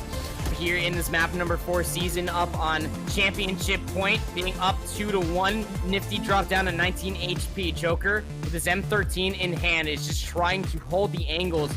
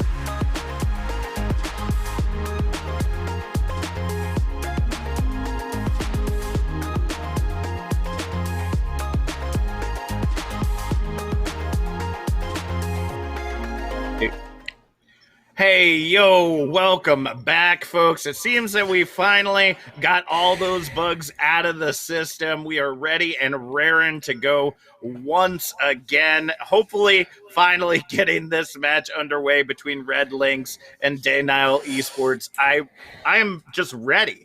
I am ready, Hex, to see if Red Lynx, they've had all this time to plan, get that mental space going for them. I'm really interested to see if they can make this work out and they're going to walk away with that 1-1 balance, or if Denial will deny them from doing so. Yeah, definitely. And also with all this added time they've I think got, you are muted, my buddy. Oh, sorry. With all No this added worries. time that they've got onto the game, they've also had a lot of time to think about the compositionals, right? So like thinking about when coming into the round, they can have a lot of time to discuss with the team, talk about what they want to play, and have a real big difference in what they might be coming to the next round, right? So now we are actually seeing this Orisa Diva composition from Denial, which I was actually referring to earlier on in this stream, which is really, really good for denying the exact perfect comp that is being played right now by Red Lynx. Yeah, this is something that I've been getting really used to in my recent comp games. I've been seeing this Orisa Diva getting pulled out, and I gotta say, it's actually kind of amazing to be able to see, get that additional damage output in the action. But already seeing the DMEC coming in onto Kitos as they move their way into the objective. John JPJ coming out with the Torbjorn actually here on the shrine, looking to see if they can use that 7th man to clean up this point. Denial coming in with some cheeky tactical crouches as we see Denial Esports take control. Yeah, and I actually quite like this change in the composition which Denial Esports are playing, because normally you would see a BAP instead of this Moira. And I like the change to the Moira because there's so much area healing, and they kind of just become like a ball of death, right? Mm-hmm. And it denies so much space. It's kind of just undiveable with the added Torb, with this shield and the Diva, which you have in, and it's looking really good. Very interesting adjustment coming out from Red Lynx as Veritas swaps over to the Pharah with Guqueen on the Mercy. We are going to get a pause on the field. It looks like Kaigyu doing a little hackety sacks right there, getting a little too much into it. All right, you don't need to hack the whole system, just the players. All right, that's the way the game works. And so, yeah, and we've already had a pick actually, even before the fight has started and during the pause, and it looks like people are starting to ready up again. But I got already getting picked off like literally before the fights even started, and it was looking good, looking good. Sorry for Denial right now. And this composition, I don't understand why there hasn't really been a change from the side of Red Lynx. Yeah, because this is literally the composition that Denial are playing is literally known for denying this kind of Korean rush, rushy, very, very fast type of composition. And the change didn't come through yet. So it's quite interesting to see. And I do wonder how it's going to be dealt with.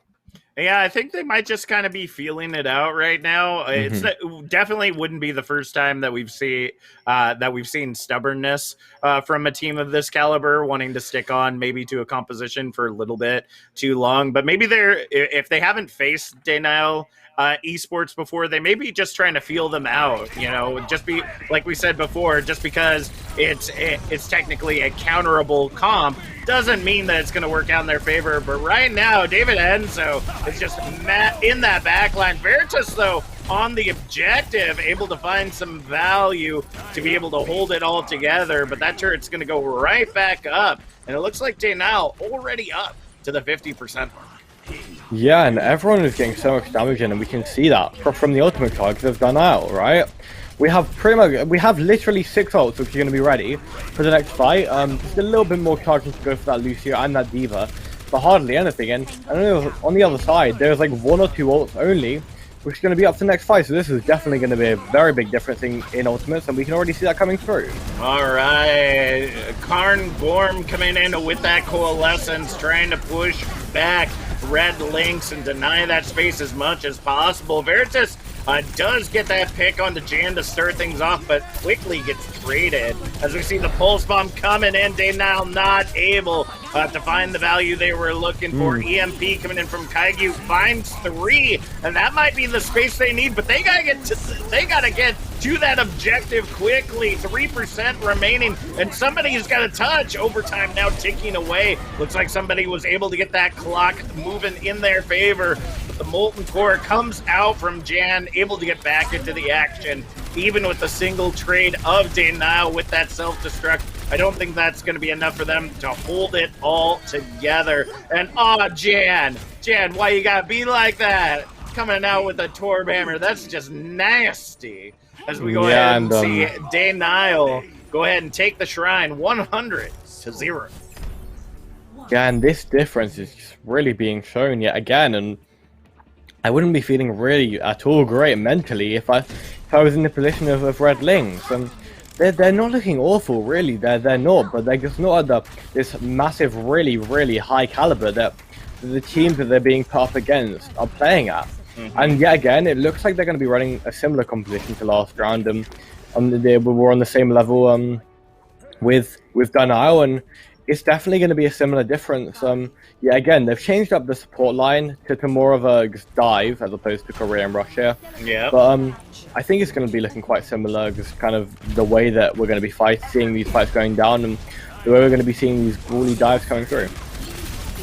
Well, let's see if they can finally make it work for them. Kagyu is now going to be taking over the role of the Pharah in the sky, as we see Veritas swapping over to that Sombra to see if they can go ahead and get some hacks, maybe deny a lot of the range and protections that the composition of Denial is working with. But with that early pick onto Iger, it's not going to be enough for them to push in right now.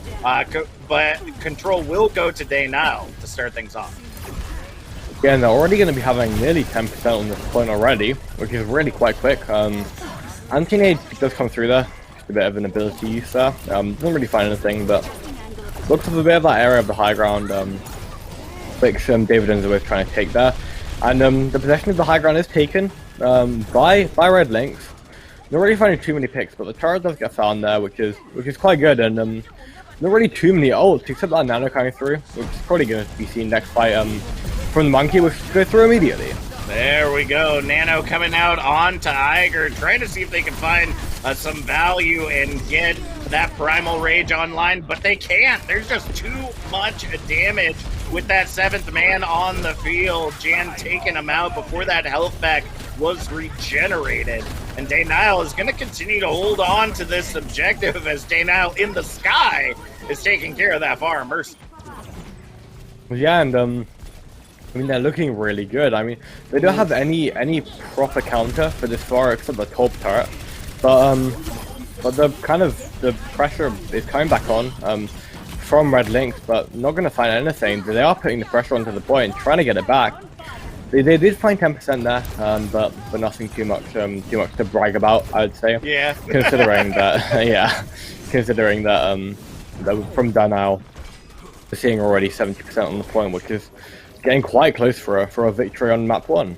That's absolutely true. Iger over on this Wrecking Ball now. You know, the ball dive is always so interesting to see. As we see the 5-man EMP come out, it doesn't really get a whole lot of value. It doesn't seem like Red Lynx were in position to really take advantage of that and dive in to get the picks that they were looking for. And, you know, Denial is just holding this high ground space as we head into final fight territory. Iger is going to have to touch this to keep that overtime wick burning, but they won't be able to. Senor Freezy finds him on the flank, and that's it. Denial Esports taking away the dub here on Busan, and I hate to say it, but I feel like Red Lynx might be a little boomed at this point. Yeah, definitely, and they're going to be super tired, both mentally and kind of like gameplay-wise, right? Because after playing 2 maps, after being on this losing end both times, And I know I'm kind of casting this a little bit, saying that they are on the losing end. Since there's only been one map, but it doesn't look too great for them. And the boop, I just want to mention that at the end from Surf. Oh, that was perfect. So clean. That was a boop 9, I think. I think that's what it would be called. I just love giving a C9 name to everything. New letter number combination for you there, folks. But yeah, the perfect timing there, because they knew that somebody had to touch that objective. But it's like that we've been talking about. It's interesting that Red Lynx is sticking onto this composition, because honestly, I felt that their brawl rush was so much better. I really thought that the way that they commanded space, the way they took that space worked out so well. But for some reason, not exactly for certain why, they are sticking so hard on these dive variant compositions. And they're just not getting the value that they're looking for. Veritas is able to get a couple picks here and there, which is great, as a DPS player should. But the tanks aren't able to make space so that their DPS can continue to get picks. They're able to get those initial ones, but not able to just kind of keep it going, keep that momentum flowing into the next parts of the fight, and they just end up continuing to get pushed back. So, I'm still holding out hope for Red Lynx. I think that they can bring it back, but, I know how the mental game is. If they are absolutely boomed right now with the way that the first match went, if their communication is suffering because of it, this is going to be another rough match for them. But I'm going to hold my fingers out. I'm going to hope that actually your caster curse works in turning this sucker around, because I think that they got it in them. They wouldn't be here if they weren't a really talented team. So I want to see them bring their best to Denial. Yeah, for sure. And I think it might be just a bit of a compositional diff, which we saw there, right? Because I just love this comp. I think that's why I'm talking about it so much. Sorry. But I love that Orisa D.Va composition. It's kind of like it goes against what you think would work, right? Because you don't think of Orisa and D.Va and Torbjorn as working as this kind of like trio that just denies so much space, and it's so well used if used correctly. And I don't think that Red Lynx really caught onto that in the best way, because they just should have changed composition. They pretty much tried every single variation of dive that you could try into an undiveable comp, right? And when you're in that position, you just want to be able to think to yourself, okay, guys, dive isn't working here, so let's change to brawl, let's change to double shield, let's maybe mirror, right? Because in that comp, the better team wins the mirror. It's not like it depends on how you play it, but like a better team would win the mirror, because that Orisa D.Va composition only works against dive, really. That's absolutely true. And, at the end of the day, we've got to see if they can turn this ship around. And they have a chance, because we're going to essentially an undiveable map. We're going to King's Row. And that is pretty much the perfect map for that rush composition that we saw them using on Nepal. So I want to see them bring that Rhine D.Va out. Heck, bring out the Rhine Zarya if you think that that's going to be able to pull it off, because at the end of the day, it's all about utility. That the Zarya is great if you're looking to just get down with the damage dealing and pumping out as much power as you possibly can, as quick as you can, and then just rush onto them. But the D.Va is great for her utility, because she just has so many tools at her disposal. She doesn't wear out or is made as vulnerable as Zarya is. And obviously that's all going to depend on what Denial comes out with. But either of those compositions is going to be a lot better against this Orisa D.Va that we've seen so far from Denial. Yeah, definitely. And you were talking about the kind of utility that D.Va has, and I think that is why she's so meta at the moment, because with the Zarya, you have one bubble every 10 seconds or every 8 seconds, with 8 seconds, obviously, with that kind of teammate bubble. I can't remember what it's actually called. Particle barrier. And with that one that you project into your teammates, right, the projected particle barrier, there we go. You have one every 8 seconds, whereas with D.Va, you can literally pretty much peel every 1 second. Yep. Just like kind of tap right click, or whatever you have that bound to, whatever you have the defense from Matrix bound to, and tap it every 1 second, and you just kind of defend your team, you help out your team, you can help with the Ryan push whenever Ryan wants to push in. And it's a lot more fast-paced, right? Because D.Va can use her boosters. Zarya can just kind of hop in with these rocket jumps if that's what you want, but it takes damage away from you, so there's not really much you can do to make it super fast-paced if you are Zarya. And I think that we're going to see Iger going onto the... Oh, no. No way. This could be Spawn Room antics, but... that's not Spawn Room antics, that's the defense. Oh yeah, Denial, I was thinking the Bastion. Looking to put the screws to Red Lynx right here because they are coming out with some good old hog and ball torture, folks. I am uniquely excited about this. You do not see this kind of composition on King's Row, but Denial obviously are ready. They think that they can pull it off, and now it's going to be up to Red Lynx to punish maybe punish them.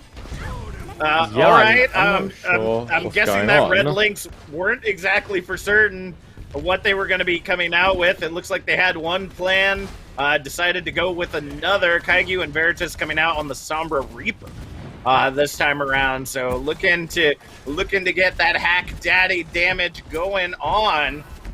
But honestly, with a majority of Denial Esports moving so quickly, it's going to be hard for them to get on top of them. Oh, the tank line swapped up as well, but Jan just absolutely melting Iger with the help of Karen Gorm. And that's pretty much going to stop this push right here, right now.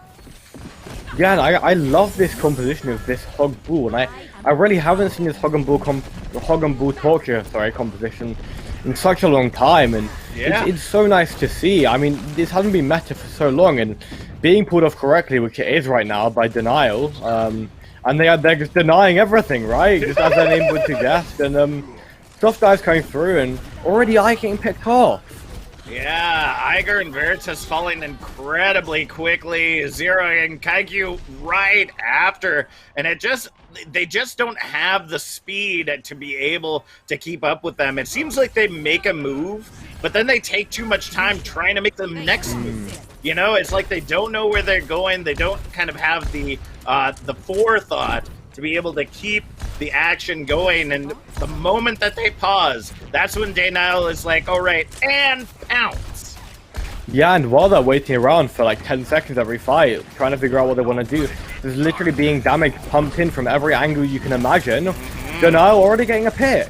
Kaiju out of the action, not going to be able to have those hacks to be able to slow this down. David Enzo coming out with the whole hog, nothing but the hog, going to get the power boost from Senor Freezy as well. The hook does get denied, though, as the Transcendence saving the day. Senor Freezy coming out with the pistol, mess with the duck.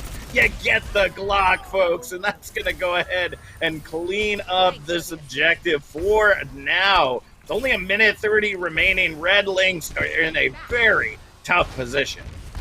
Yeah, and Denial Esports are literally just kind of rinsing and repeating every single fight, and I have no idea what Red Lynx are doing. I mean, they're literally just repeating what they're doing every fight, and it's working perfectly for Denial. They're taking the same rotation, as you can see, yet again, getting picked off every fight, and they just keep on doing it. They haven't figured out why it's not working. They haven't tried to change it, and it's working really, really not what you want. And these mines coming through with the beat as well. Yeah, and the thing that I'm worried about is, like, what's the goal? I'm not for certain what the goal of this rotation is. Like, typically if you're using a rush-style composition, it works out really well in your favor. Barrage, though, coming out from Denial, will be denied by Kitos, obviously finding a little bit of hunger on that D.Va, and this might be the value that they're looking for, but Jan coming out with that Molten Core is ready and raring to go. Kitos, though, with the double bomb, takes down the supports, and that's going to create the space that they need to hold on to this objective as the Molten Core subsides. Manu, they're on the high ground, looking to come in for that, mid-air hack. Coming out from Kaiju, not gonna allow the value out from Manu to be able to touch that objective. In it, a very surprising turn of events. I'm not for certain where Denial kind of dropped their pants in that moment. We will see Objective Alpha captured and the payload taken to the streets.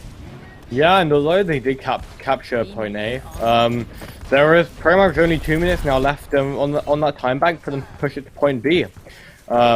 Or point C. I'm not really sure how you would call this on this map right now, but I mean the point is that they have barely any time banks, right? Yeah. They have literally 1 minute 30 nearly, 30 seconds left to is that, and it's not looking good for them. I mean, there's so much damage being put in from everywhere. You have the Pharah above, and we can see that the Zen also so much damage.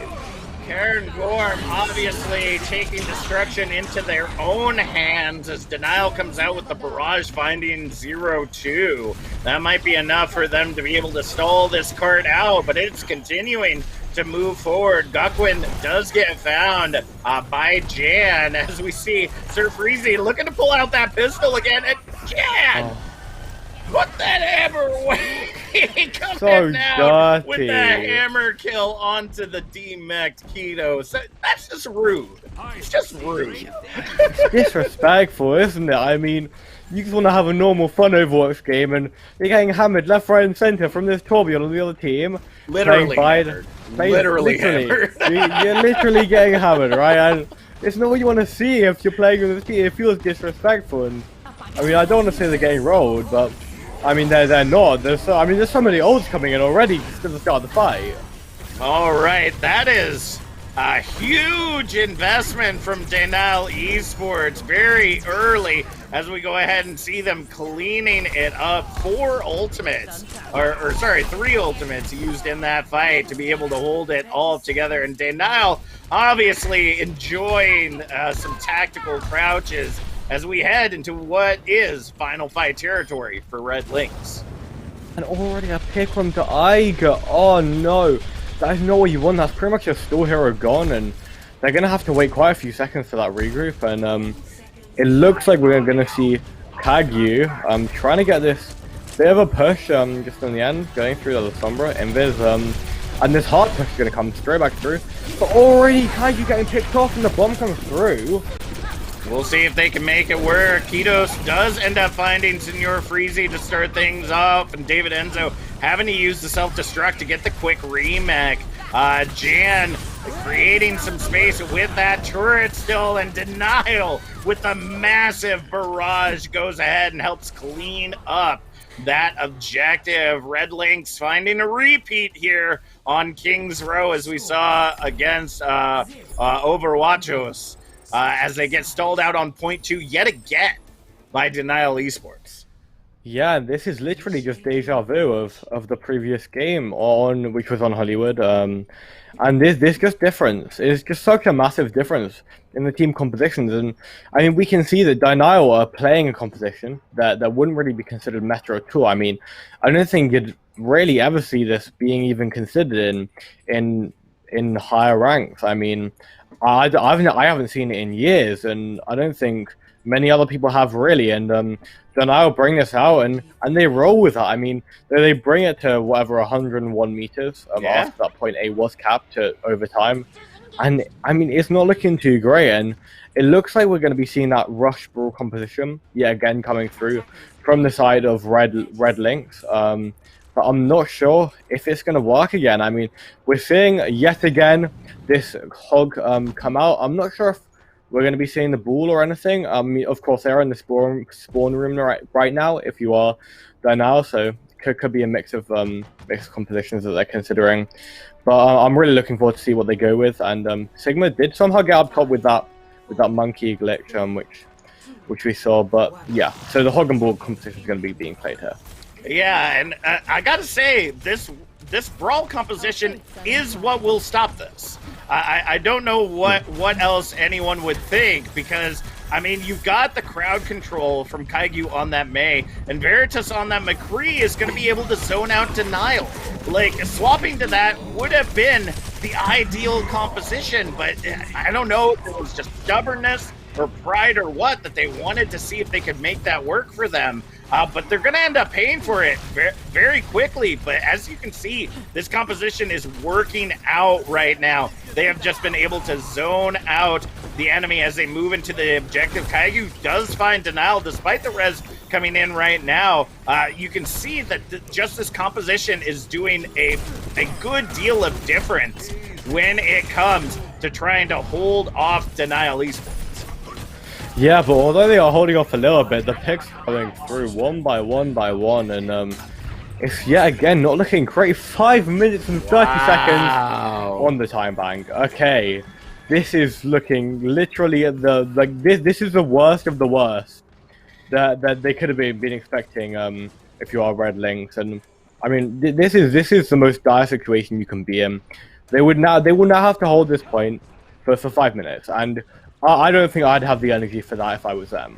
I mean, I'm going to keep holding out hope. I'm always rooting for the underdog, and I know that Red Lynx have the ability to do so. We're seeing Kaiju now swapping over to the Sombra. And again, I don't understand the value of it. Like, I get the hacks, especially on Manu, for just kind of disabling that ball and hog, but, you know, you need that hit scan, because then you're going to get barrages like that coming out. Jan coming out with a Molten Core as well, and just keeps swapping to that hammer, is ready to fight somebody with that hammer. Manu fighting Iger here in the side room and will take it victoriously. And I hate to say it, folks, but this match is dead, done, and dusted with 4 minutes, 10 seconds on the clock. Ooh, Veritas being able to bring a little bit of time back into it, but the whole hog from David will go ahead and push them back. It looks like Kaiju just barely able to get to the objective to stall it out a little bit longer, but Denial is living up to their name right now. No matter what Red Lynx throws at them, they are denying left, right, and center. Yeah, I beg of you that there is a hammer in this clip for the player of the game. Like, I believe this was the hammer play. Please say that there is, because that would just be really great. Nah, sadly not. I think it was right after that. Unfortunate. Yeah, just not a long enough clip. That was quite disappointing. I would have loved to see that hammer come out, but I'm sure the audience would too. Seeing someone get hammered to death is really quite entertaining, and not in a bad way, but in a great way. And I'm really excited to see what Red Lynx can pull out of the bag for this next map. And I want to see a reverse sweep. I love predicting reverse sweeps, and it's so entertaining when they do come about because no one expects them, right? Mm-hmm. And honestly, I'm just hurting. Like, my heart hurts right now for Red Lynx because this is hard. This is hard on the mental. You know, they've already been playing all day thus far. Have gone through 5 maps, just getting hit and hit over and over again. And I don't know what it is that's not working on their end, but I hope that somebody figures it out, because this is last map. If they're not able to turn this around, Denial will go ahead and chalk up another 3-0 against Red Lynx if they can't stop it. But we are going to send it to a quick halftime break to go ahead and give them that time. Hopefully they can bring it back. So I'm going to keep my fingers crossed. I'm going to keep rooting for that underdog, and I hope you folks at home are as well. We'll be back with more Overwatch action in just a few moments. They did find Cucumber, but he's going to lift him. Oh, Vulcan gets caught right into that, and Speed is going to be able to follow up. Talking about jumping over to the Doofus, talking about playing into the Doofus. A manos de la bola. Ya son 3 las picks que conseguía el equipo de British Hurricane. We need your help to decide our opinion outpost MVP of the match. He's got a minute to kind of work some sort of pick against this Doc, and oh my good lord, they just got eviscerated. See? He's not dead! Hey, now he's dead! Holy cow, I've never seen someone get so aggressive. Oh, catches their opponent outside of the building, and that is it! It's Rocket League Wednesday on the High School Esports League home room. I am, as the kids say, vibing right now. This is just fumes for them, while Pharaoh rips shot after shot after shot of the back of them. Good wall towards site, but it's already been broken, so they can't even get that spike down trustedly. Camera over towards site, and again, it's getting all that information. Ebot going absolutely massive! Here in this map number 4 season, up on championship point, being up 2-1. Nifty drop down to 19 HP. Joker with his M13 in hand is just trying to hold the angles.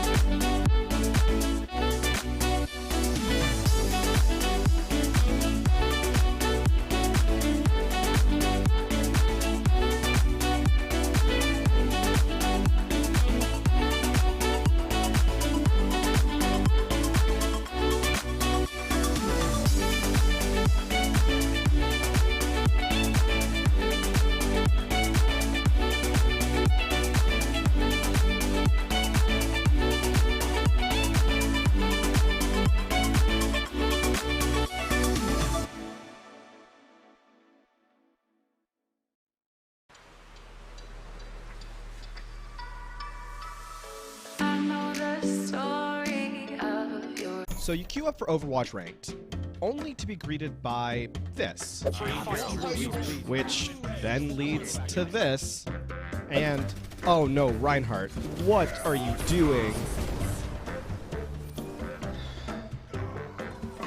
The solution? Elo Hell pickup games. Hey, you know what? Just Oh my god, it's huge! Oh no! Kill! Let's go! Open to players of all ranks and most platforms, Pugs give you the chance to experience competitive Overwatch as it was meant to be played, competitively. I need help. I'm with you. Shoot. No way, dude. Go. Let's go. Nice. Good call. Players set their icons to indicate the role they want to play, then 2 captains pick their teammates and draft the most competitive teams they can. You can also take part in our pioneering learning event, Coached Pugs. To take part, join the Elo Hell Pickup Games Discord, and be sure to read the Pug Guide and FAQ. Good luck, have fun, and we'll see you in-game.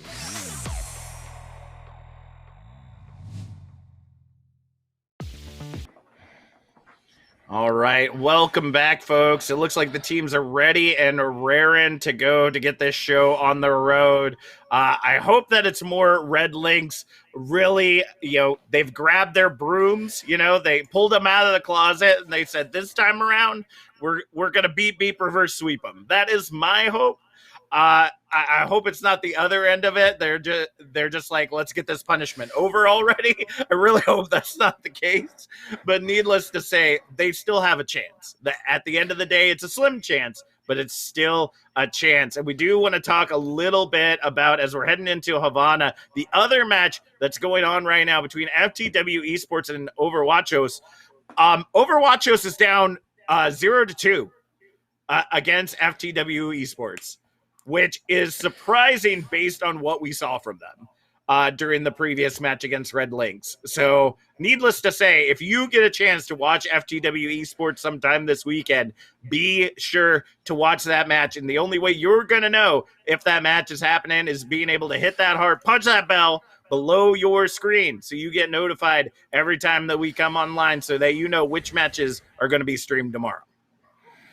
Yeah, definitely, and I'm really excited for this next map. I mean, we're heading straight into Havana, right? And Havana is a great map, right? You can play pretty much anything here. You can play the double shield. I love double shield. It's literally my favorite composition because I'm a Sigma player myself, and a Sigma is just like the funnest thing to play, especially in double shield. Yeah, I mean, you can play the brawl and attack. You can play the brawl and defense. You can play the dive. I know dive is quite favored. And I mean, there's so much which is really viable here, and I love to see maps like this. And I'm super excited for what Red Lynx can bring to the table, what they can pull out the bag, and yeah, you never know what's going to come with this team. Yeah, it's honestly, this map can create so many different opportunities, and honestly, you know what I want to see out of Red Lynx when they go on the defense? I want to see an aggressive brawl. I want to see them go for the spawn hold. That's the kind of coordination I want to see them bring out here. I want them to get up and close with those spawn doors and just lock Denial Esports in there for the full 4-minute hold, because it's something that's totally possible as we go ahead and see Denial already just jamming out there on the Genji. It looks like they're getting ready to have some Shimada brother fun as Jan comes out with that Hanzo. And this double shield, as you predicted, is going to be what we're going to see from Denial Esports.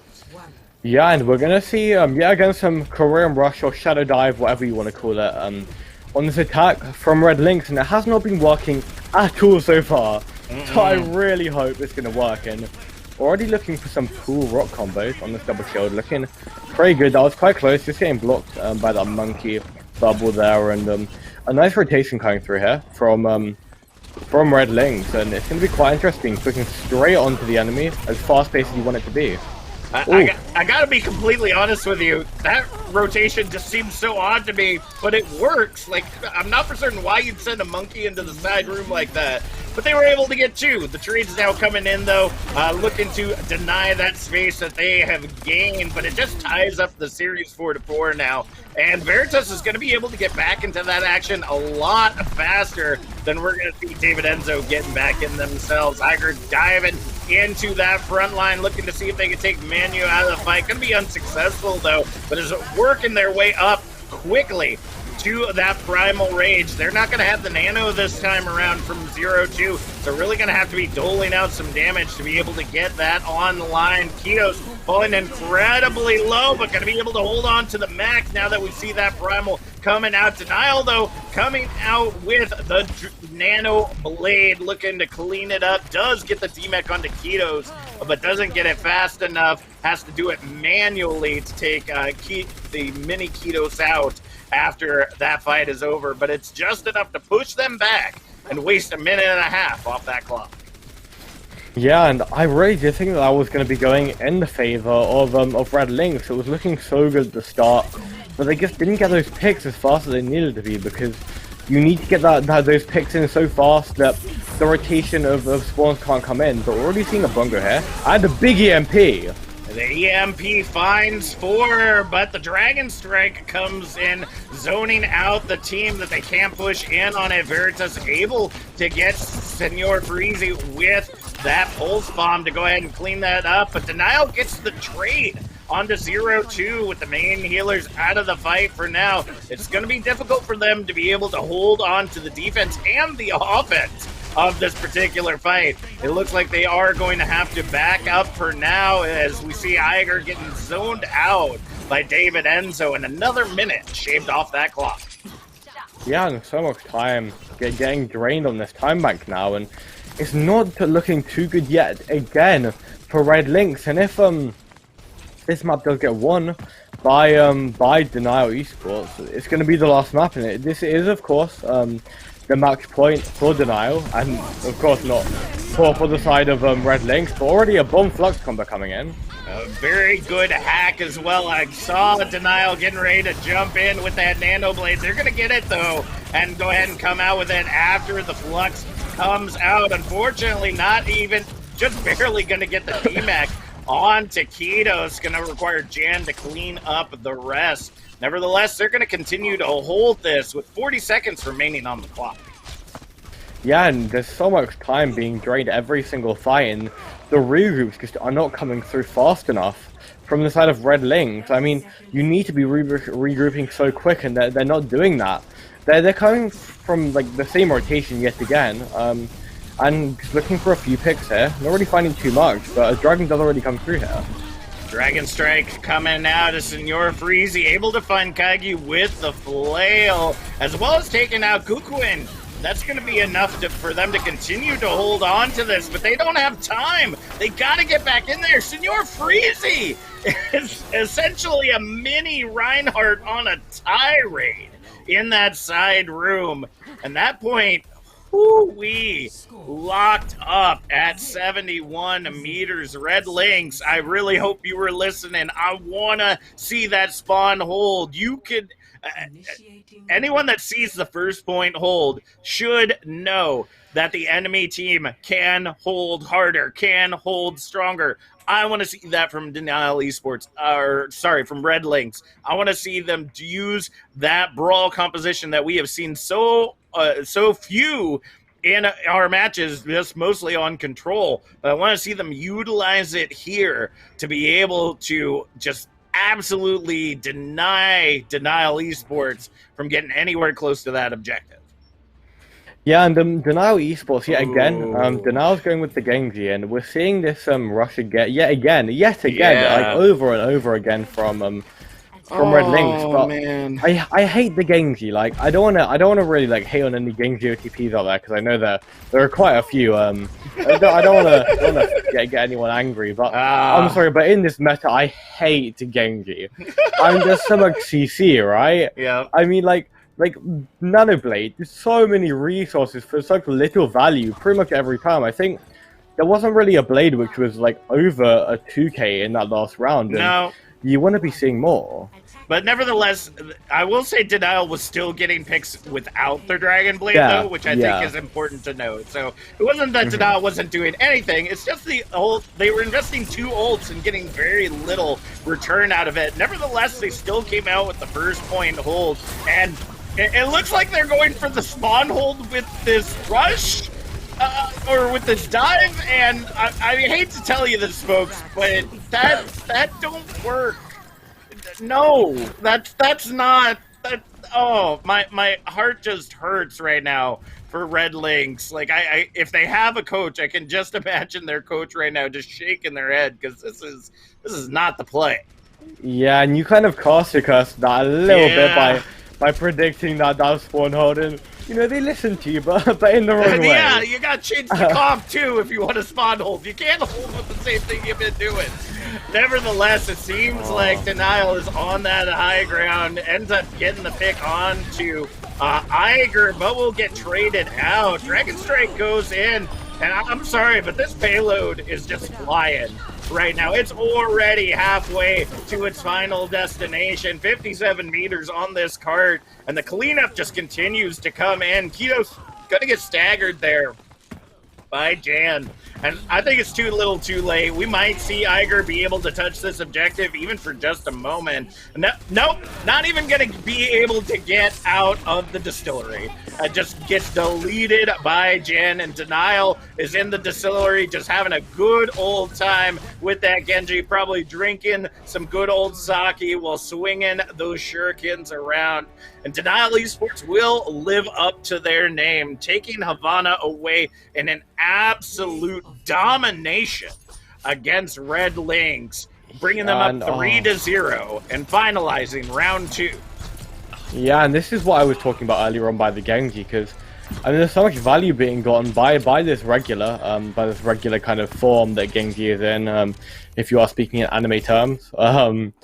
But I mean, when the Blade comes out, putting Nano and Blade into that to not really get too many picks, in my opinion, isn't enough value for what you put in. But either way, Denial Esports did in fact take the win as a 3-0 victory, and you got to feel bad for Red Lynx. I mean, they've got 3-0 twice, and like I don't know how it happens because they're not a bad team really, and I think it's being put against people who are just a little above their pay grade.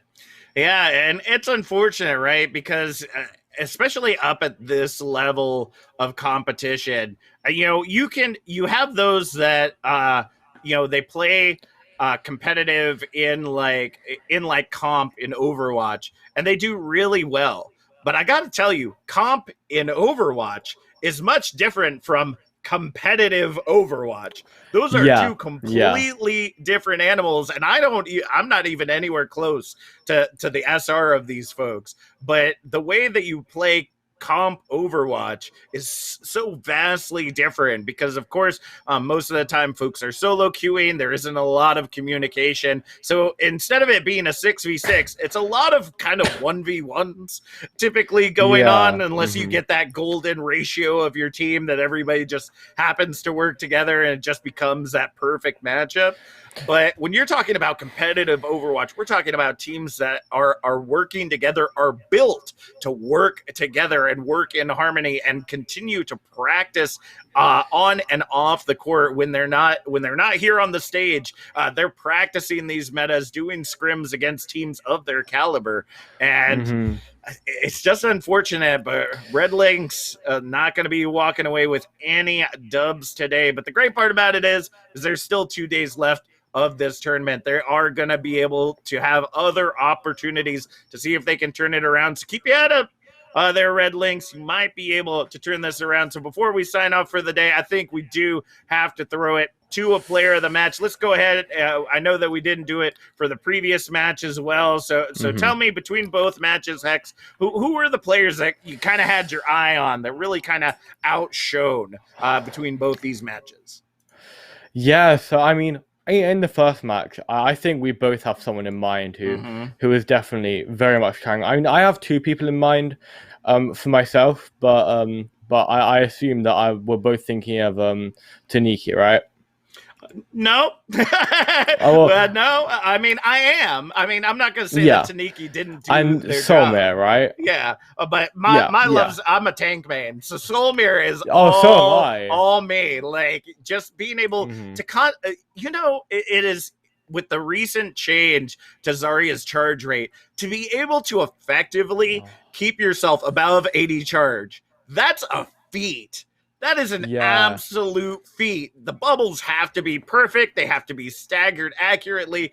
And oh man, it just pumps me up. Like the energy of Zarya just absolutely pumps me up. But, like you were saying, Taniki also doing an incredible job on that DPS. I can understand why you would pick them. For this match, who'd you have your eye on?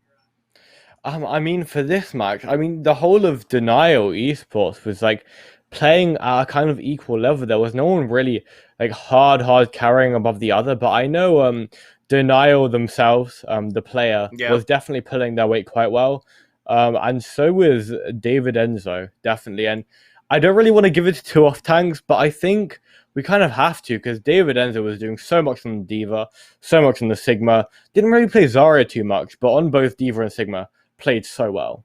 You know what? I'm actually going to give some support love for this particular match. I'm going to give it to Senor Freezy. I mean, they did so much on the Mercy, just doing an incredible job of zooming between their team. Because I hate to tell you this, but even as an Ana, it is so hard when you have your team scattered to the winds to be able to heal everyone accurately. Mercy is probably the fastest hero to be able to get to each and every person and to be able to heal them up. And they were doing it with such incredible ease, while also being able to keep their Pharah powered up in the sky. And then, of course, you saw that the last round on Havana, just being absolutely aggressive on that brig and, creating that space where, the main tanks were pushing in, and then just right behind them, just flailing away, being able to keep them alive and keeping that sustain going. So that's going to be my player of the match. So we hope you're popping off there in the chat, letting us know who you all are thinking about for today's player of the matches as well. But remember, we got more Overwatch coming up this weekend. We're going to be having rounds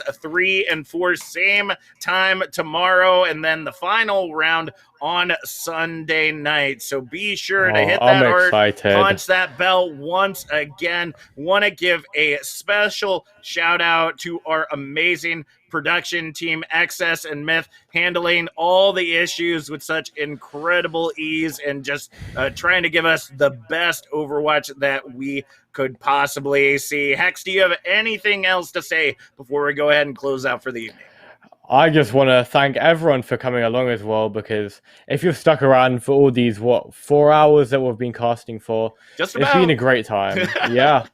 And I just want to shout out Red Lynx, because, I mean, you guys have done so well for how it's gone. I mean, going through 2-3-0s isn't what you want, but it's what you've had, and you've played really well considering the toll on your mental. So thank you everyone for watching, and we'll see you next time.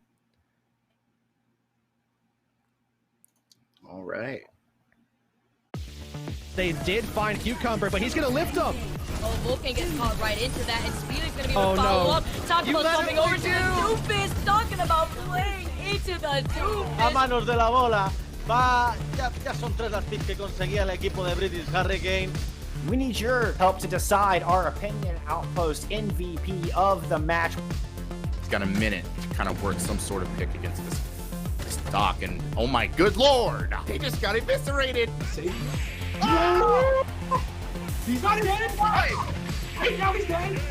Holy cow! I've never seen someone get so aggressive. Oh, catches their opponent outside of the building, and that is it. It's Rocket League Wednesday on the High School Esports League home room. I am, as the kids say, vibing right now. This is just fumes for them while Pharaoh rips shot after shot after shot of the back of them. Good wall towards site, but it's already been broken, so they can't even get that spike down trustedly. Camera over towards site, and again, it's getting all that information. He-Bot going absolutely massive! Here in this map number 4 season, up on championship point, being up 2-1. Nifty dropped down to 19 HP. Joker with his M13 in hand is just trying to hold the angles